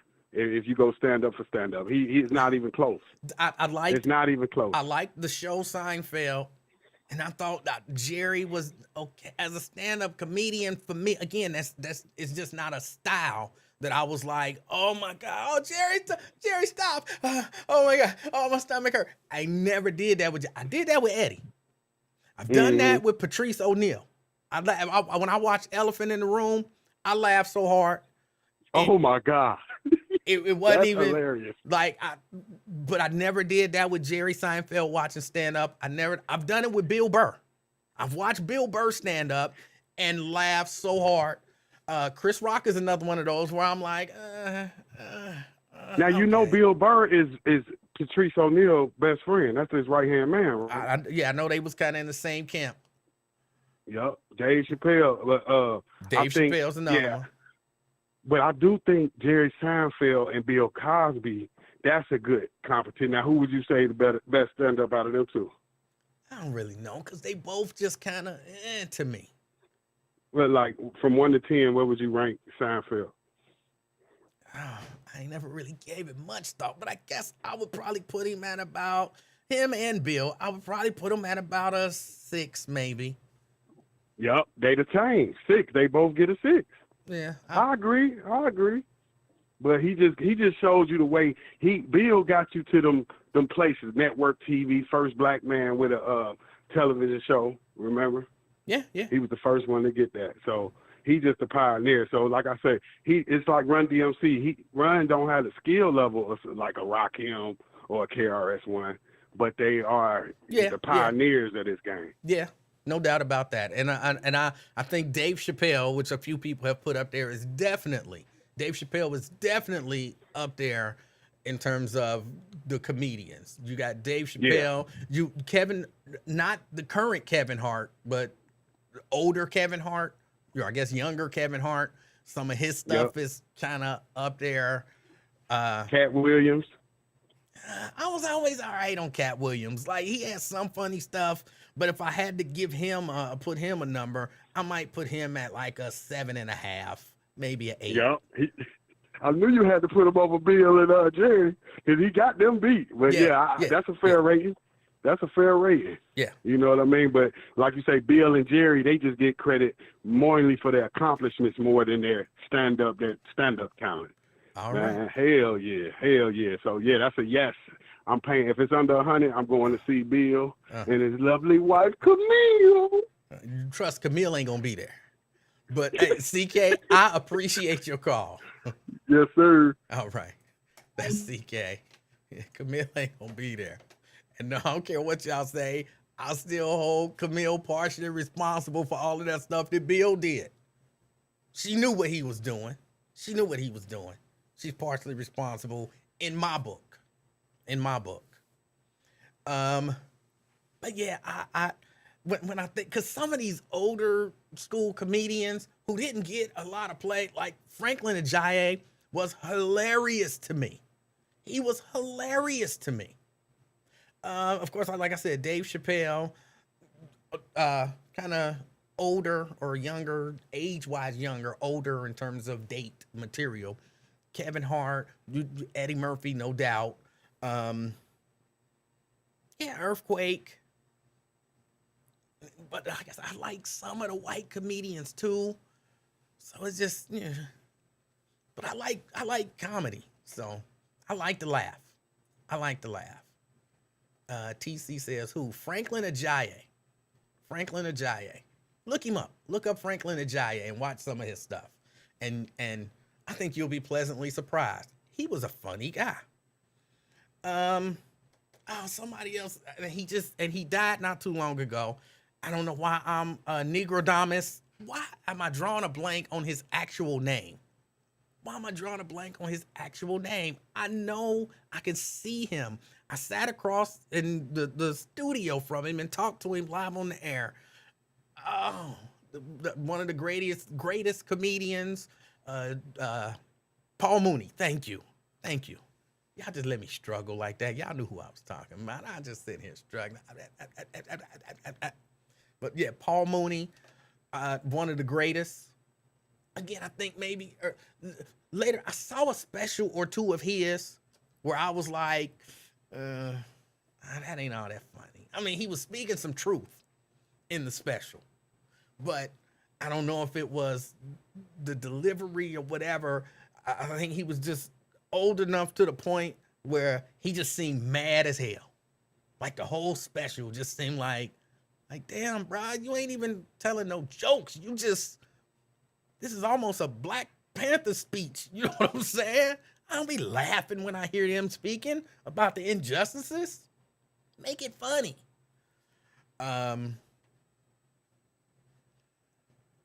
Somebody say Eddie Griffin. I never really liked Eddie Griffin. And again, I'm not saying he's not funny. Again, this is all personal taste. Like, you might be like, Eddie Griffin was the funniest guy ever.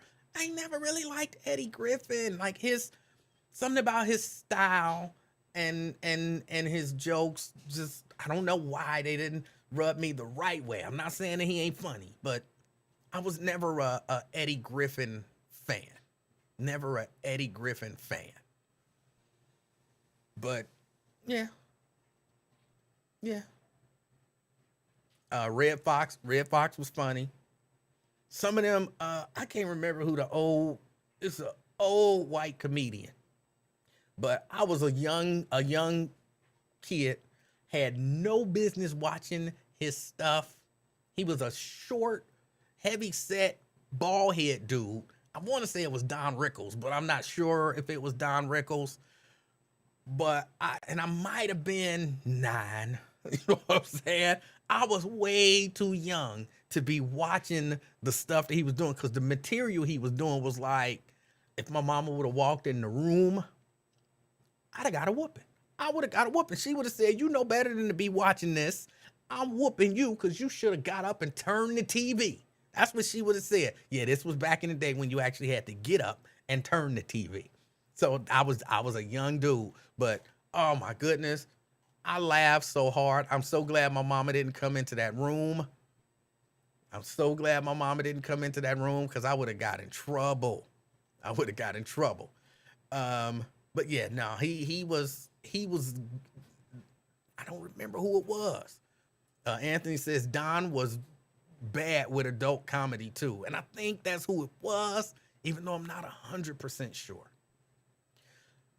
Epps is okay. I've seen him be really funny. I think what happens, and this is just my take on it. I think what happens with comedians is the same thing that happens with some boxers. When they're young and they hungry and they going through all of these experiences, they use all of these experiences to, hold on, I gotta pause. Because I got it, Bernie Mac. I left out Bernie Mac, and Bernie Mac is up there.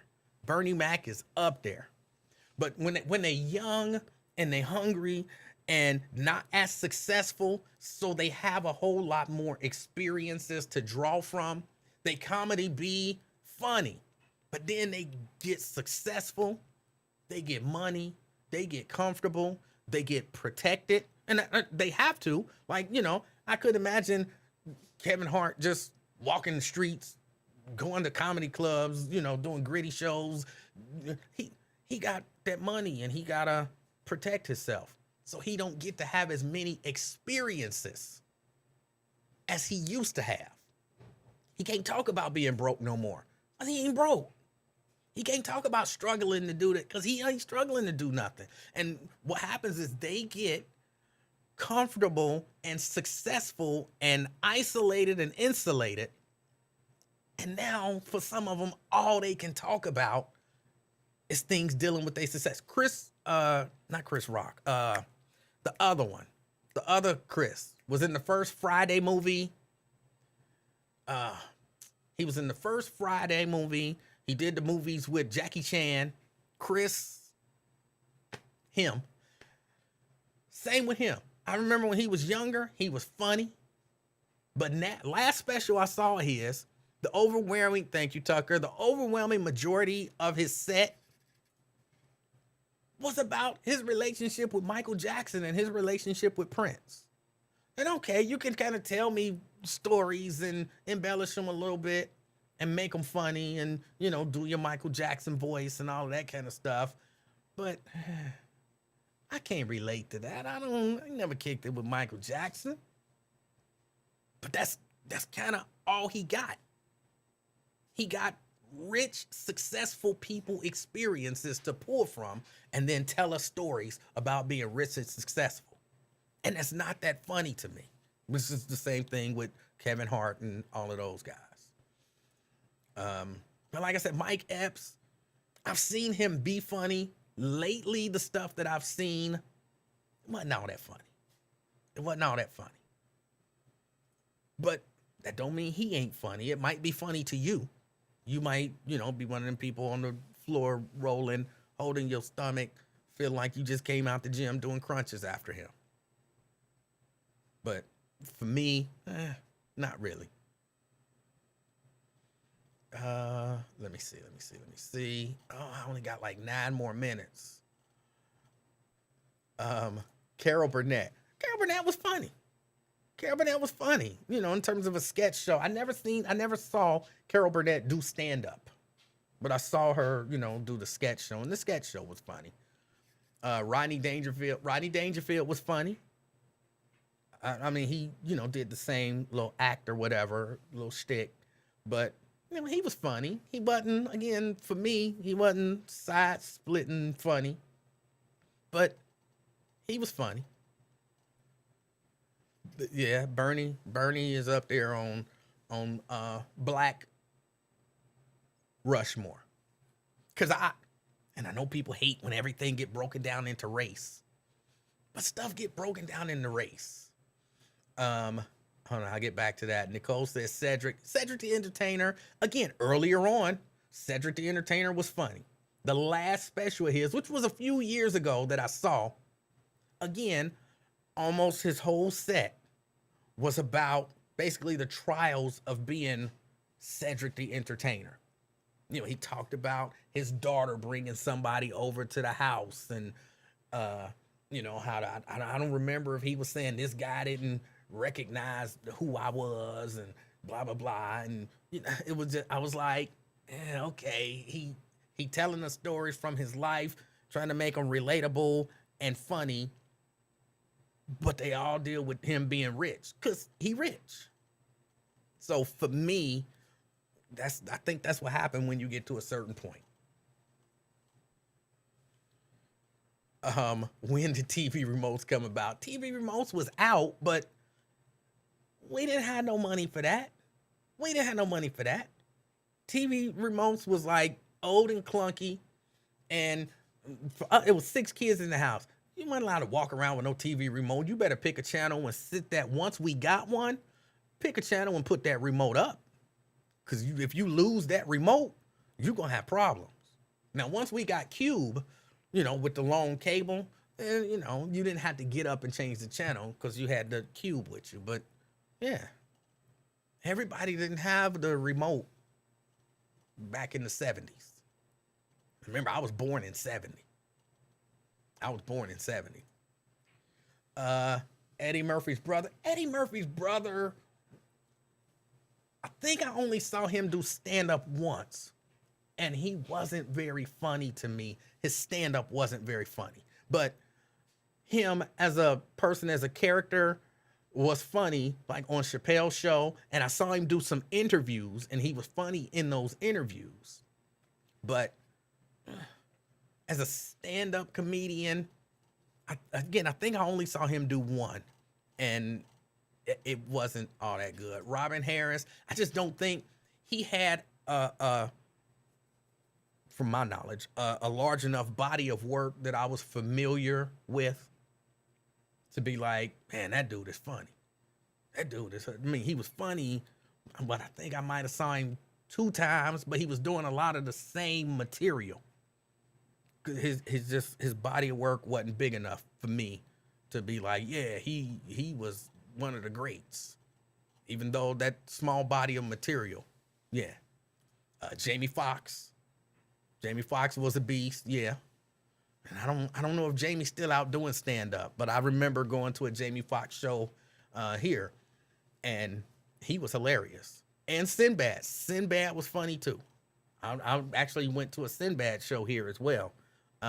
It felt like not too long ago, but it was probably about 15 years ago. Maybe not 15, about 10, 11 years ago. And he was funny too. Janice say, back in the day, we made our children go upstairs whenever we listened to our Richard Pryor records. Richard was brilliant and hilarious, and most of his skits told a real story. Yeah. Let me see. How do we get on comedians? I don't know how we got on comedians. Let me go back to what I was saying. There is, in my mind, a definite line between white comedy and black comedy. There's a definite line. The material is different. The way it's presented is different. There are certain things that I look at and I'm like, that's white people humor. And then there's other things I look at and I'm like, that's black people humor. Some stuff do cross over, but some stuff just don't cross over. I remember last time I went to see Cat Williams down at, I think it was US Bank Arena down there at that time. He had a white comedian open one of the openers for him. And the white guy started doing his set. And he told like maybe 2, 3, 4 jokes. And then he told some joke about effing his mama or something like that. It was just so off the wall. And I was thinking, because I watch a lot of white comedy too. And I was thinking, this dude is killing white audiences. But this audience is not going to feel his humor because this is straight up white boy humor. And he went on, like I said, he told like 2, 3 jokes, and then he hit that one joke, something about effing his mama or something like that. And everybody was like, you know what I'm saying? It was like a hardcore like groan, like, ooh, in the theater. And then he was like, all right, I'm out. And, you know, I said, my name is so-and-so and so. And thank you. Cat Williams up next. And that was it. And it was so much so Cat Williams even made a joke about it when he came out, like, damn. You know what I'm saying? That was quick. Like, he knew he bombed like 3 jokes in. And he just wasn't going to sit there and bomb for the next 10 minutes. He just gave up and he left. So there is definitely a difference between white comedy and black comedy. And I think Bill Cosby kind of straddled that line. And a lot of times I don't really think that some white comedy is all that funny because I don't relate to it. I think that's what I don't relate to it. Steve Harvey. I don't like Steve Harvey. I never thought Steve Harvey was funny. Never thought Steve Harvey was funny. And I'm not just saying that because I don't like him. That might be why I don't like him. Because I watched him. I just never thought Steve Harvey was funny. Like never. Like I, I might be able to think of one Steve Harvey joke that I laughed at. Maybe. I never thought Steve Harvey was funny. I never thought D.L. Hughley was funny. No, I just never did. Never did. Nikki Nicole says we was the remote. Yeah, that's true. Bruce, yeah, funny. Talking about Charlie Murphy, his true Hollywood stories on Chappelle was hilarious, no doubt.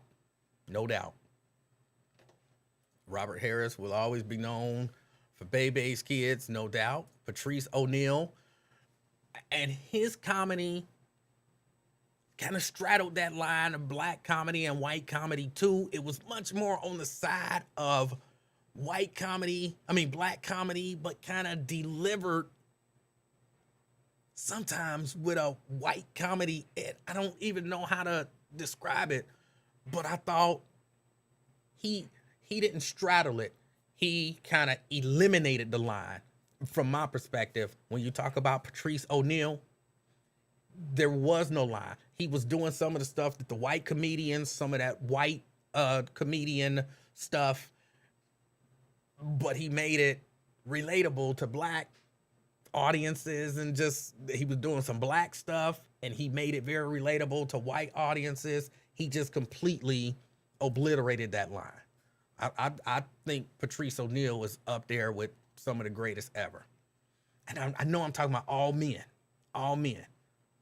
But I'll be honest, a lot of female comedians are not funny to me because a whole lot of what they talk about is very female-centered. And I don't relate to some of the stuff that they be talking about because I be just disagreeing with them, with their whole premise. I'll be like, that ain't funny because that shit ain't true. You know what I'm saying?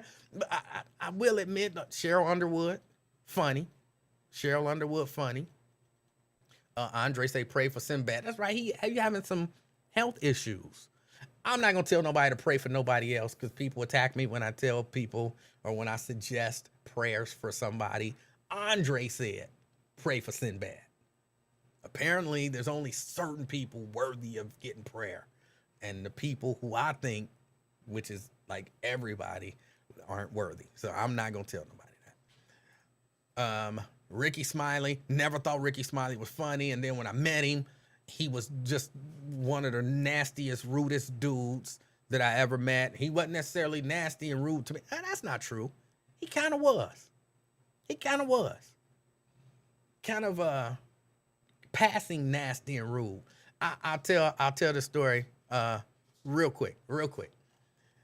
He had come to the station to do something, and they had said that everybody had to go to the station. Had to go to the room where he was going to be basically holding court. And they had like winners and stuff come in who had won a contest to come in and meet Ricky Smiley.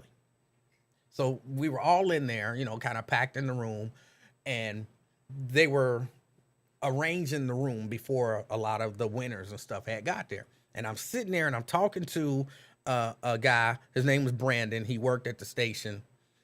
Take 'em Tatum is what he went by when he did his own air shift. And me and him was talking. He's from Chicago. And I was laughing at him because he was kind of lightweight saying to me, we weren't talking to Ricky Smiley at all, even though clearly he was somewhat in earshot. And so he was sharing with me that he had saw Ricky Smiley, I think in a parade or something like that. And I was laughing at him because he was kind of wondering, like, should I tell him I saw him in the parade? And I'm like, what do you think? He gonna remember you from the parade? And he was like, he might. And I'm like, you hold on, before you even finish that, you not about to say Ricky Smiley might remember you from a parade where there were thousands of people lining the street and he was on a float passing by. And so we kind of laughed about that. And then I said, so yeah, that's a good idea. Tell Ricky Smiley, like walk up to him and be like, hey, don't you remember me from that parade in Chicago in 19 whatever? And we both laughed about it. Well, Ricky Smiley overheard my last portion of the conversation.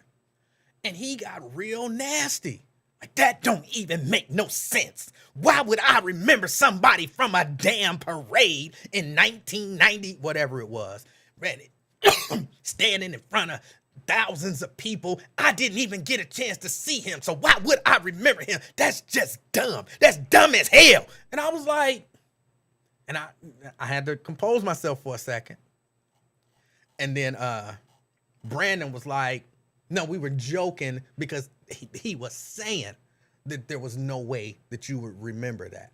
You're damn straight I wouldn't remember that. That don't even make no damn sense. And I was like, dude, wasn't nobody talking to you. And then they was like, Emanuel, come here. Emanuel, come here. And I'm like, but he over there clocking about nothing. You know what I'm saying? I let it go at first, and then he explained the joke, and then this fool act like he don't even understand the joke. And who you calling a fool? You! Hey, Emanuel, come here. He's a guest. You can't be treating a guest like that. I'm like, I wasn't talking to him.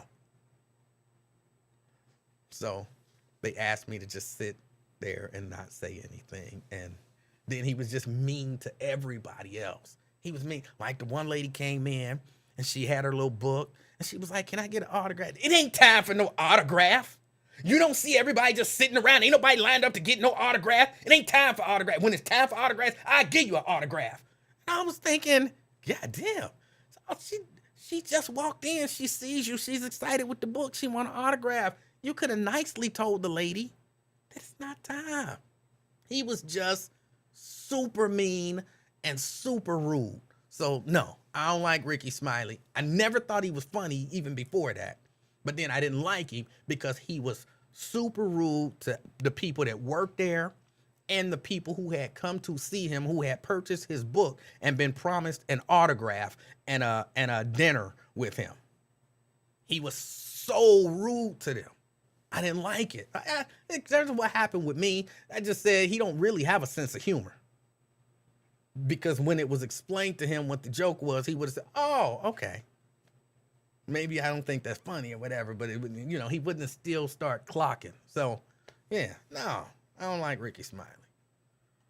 I want to go as far as to say F Ricky Smiley, but I don't feel that strong about it. He was rude, and I don't like that. Never have liked that. TC says the lady came at Ricky Smiley like that. No, again, you have to understand the setup. It was just a lot of people standing around. And they were, the people were showing up. And as they showed up, they would come in kind of one by one. And so he was sitting there. And again, that had been one of the things that had been promised that, you know, you got this book, he'll autograph your book. So when she comes in, she sees everybody standing around. He sits there and he greets her. And she says, can I get my book autographed? And he just clocked on her. It ain't time for no autograph. Do you see people lining up to get an autograph? And I'm like, damn. So yeah, he was super rude. He was super rude. Super rude. I genuinely didn't like it. I didn't like him. And then eventually somebody told him that basically the staff was forced to be in there. Because if it was up to me, I wouldn't have been in there. But then somebody told him that he was forced to be in there. And he was, you know, then he was mad. Like, don't ever force nobody to come around. If they don't want to come around me, don't come around me. And I was like, all right, I'm out. Peace. And I left.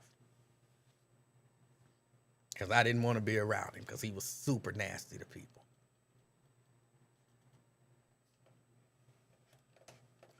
Oh, I didn't read that right. Damn, the lady came out of Ricky like that. Okay, my bad. I thought you were saying the lady came at Ricky like that. Okay, so yeah. But yeah, no, he was mean. I didn't like that. Didn't like it.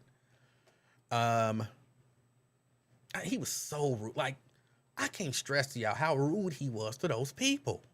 It was unbelievable. These your fans. And you just gonna be that rude to them? It was unbelievable. Anthony says, I like his prank calls. All right. And again, these are all just my opinions.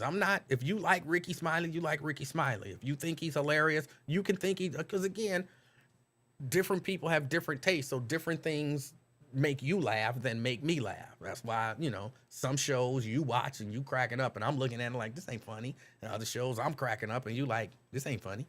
So, like Friends. Never thought Friends was funny. But people love it. Are they wrong? No, we just have different tastes. Wyatt says, Steve Harvey, the one I don't care for. Yeah, I don't like Steve Harvey either. But I don't have no personal experiences with Steve Harvey to kind of, back that up. Like, I never liked him as a comedian, and I don't like his persona. I don't know him personally. So I say that whole public persona, that what we see, I've never liked that. But I don't know if that's him in real life or not. But I know that was Ricky. That was Ricky Smiley. That I know. Let me see. Yeah, I got to get out of here. Wyatt, are you coming on today? Are you coming on today, Wyatt? If you are, then I definitely got to get out of here. I'm running up in Wyatt's time. I don't want to do that. Ben says, I heard that about Ricky before. Look, I ain't got no reason to lie about it. I'm telling y'all that's the truth. Just like I'll tell y'all about Monica. Monica was one of the nicest celebrities, and I've met a lot of celebrities. She was one of the nicest celebrities I've ever met. Ever. In any context. She was genuinely nice, and she cared about them people who showed up to get her autograph. And I don't care what nobody say about Monica. I don't care what Monica did or anything like that. She was the nicest person, and she loved, and I don't know what she do now, but at that time, she loved her fans. And she wasn't like brand new to the game when I met her. She had been in for quite a while. She absolutely loved her fans. I've told y'all this story. I'll give y'all the super abbreviated version. We was down at Convention Center. They had told people that they could come and get an autograph for Monica. People were lined up like crazy. She had a specific time that she was supposed to be there. She was signing autographs. She was moving kind of slow, but the reason she was moving slow is because she wanted to personalize every autograph. She didn't just want to scribble her name. She wanted to write her that Monica, John says Monique or Monica. Monica, the artist, the singer.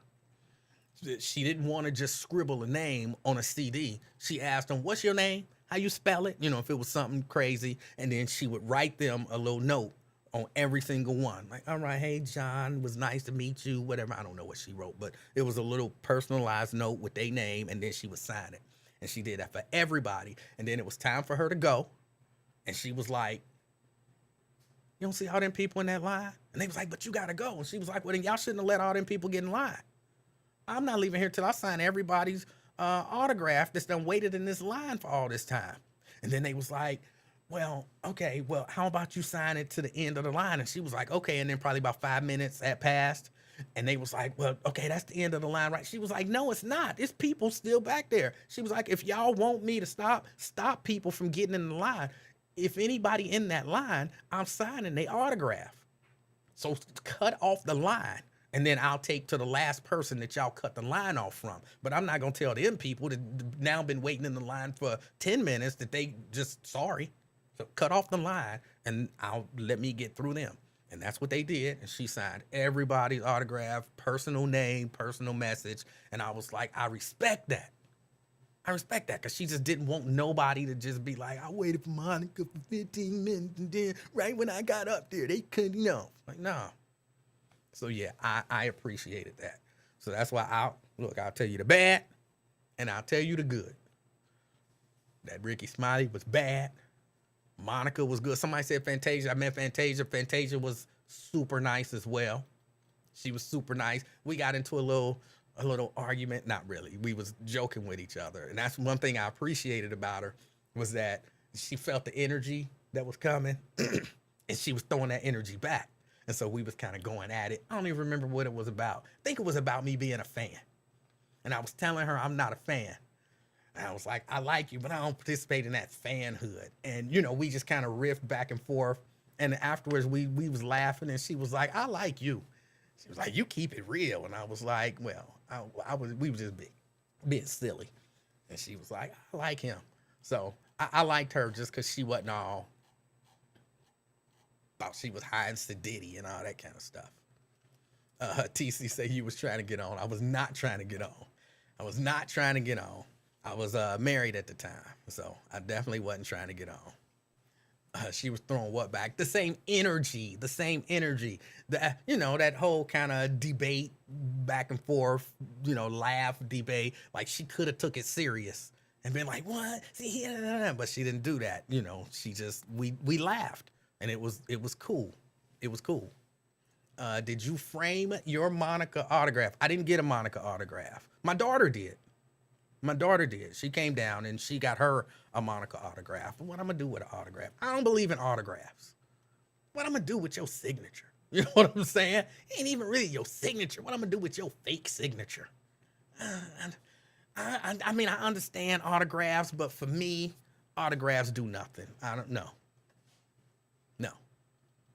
But no, me and Fantasia, it was for all of maybe a minute and a half. We just kind of bantered back and forth, and it was cool. It was fun, and she was super nice. All right. Well, let me get out of here. Look like Wyatt is about ready to go. Please go check out Wyatt. Go to Wyatt Live. I think he's Wyatt Live on YouTube and on Facebook. Or if you can't find Wyatt Live, I don't want to send them wrong, but go to Randall Wyatt as well. He's on both his Facebook pages. So, yeah, do that. I appreciate y'all for hanging out with me for a few minutes. It's been the afternoon experiment. My name is Emanuel Livingston. Again, make sure you go check out Wyatt. I know he's going to be talking about some real stuff, some deep stuff, dropping some knowledge on y'all. And, you know, he's a master at what he does. So definitely go check him out. I appreciate y'all. It's been the afternoon experiment. I'm Emanuel Livingston, the king of talk. Until next time, I'm out, y'all. Peace.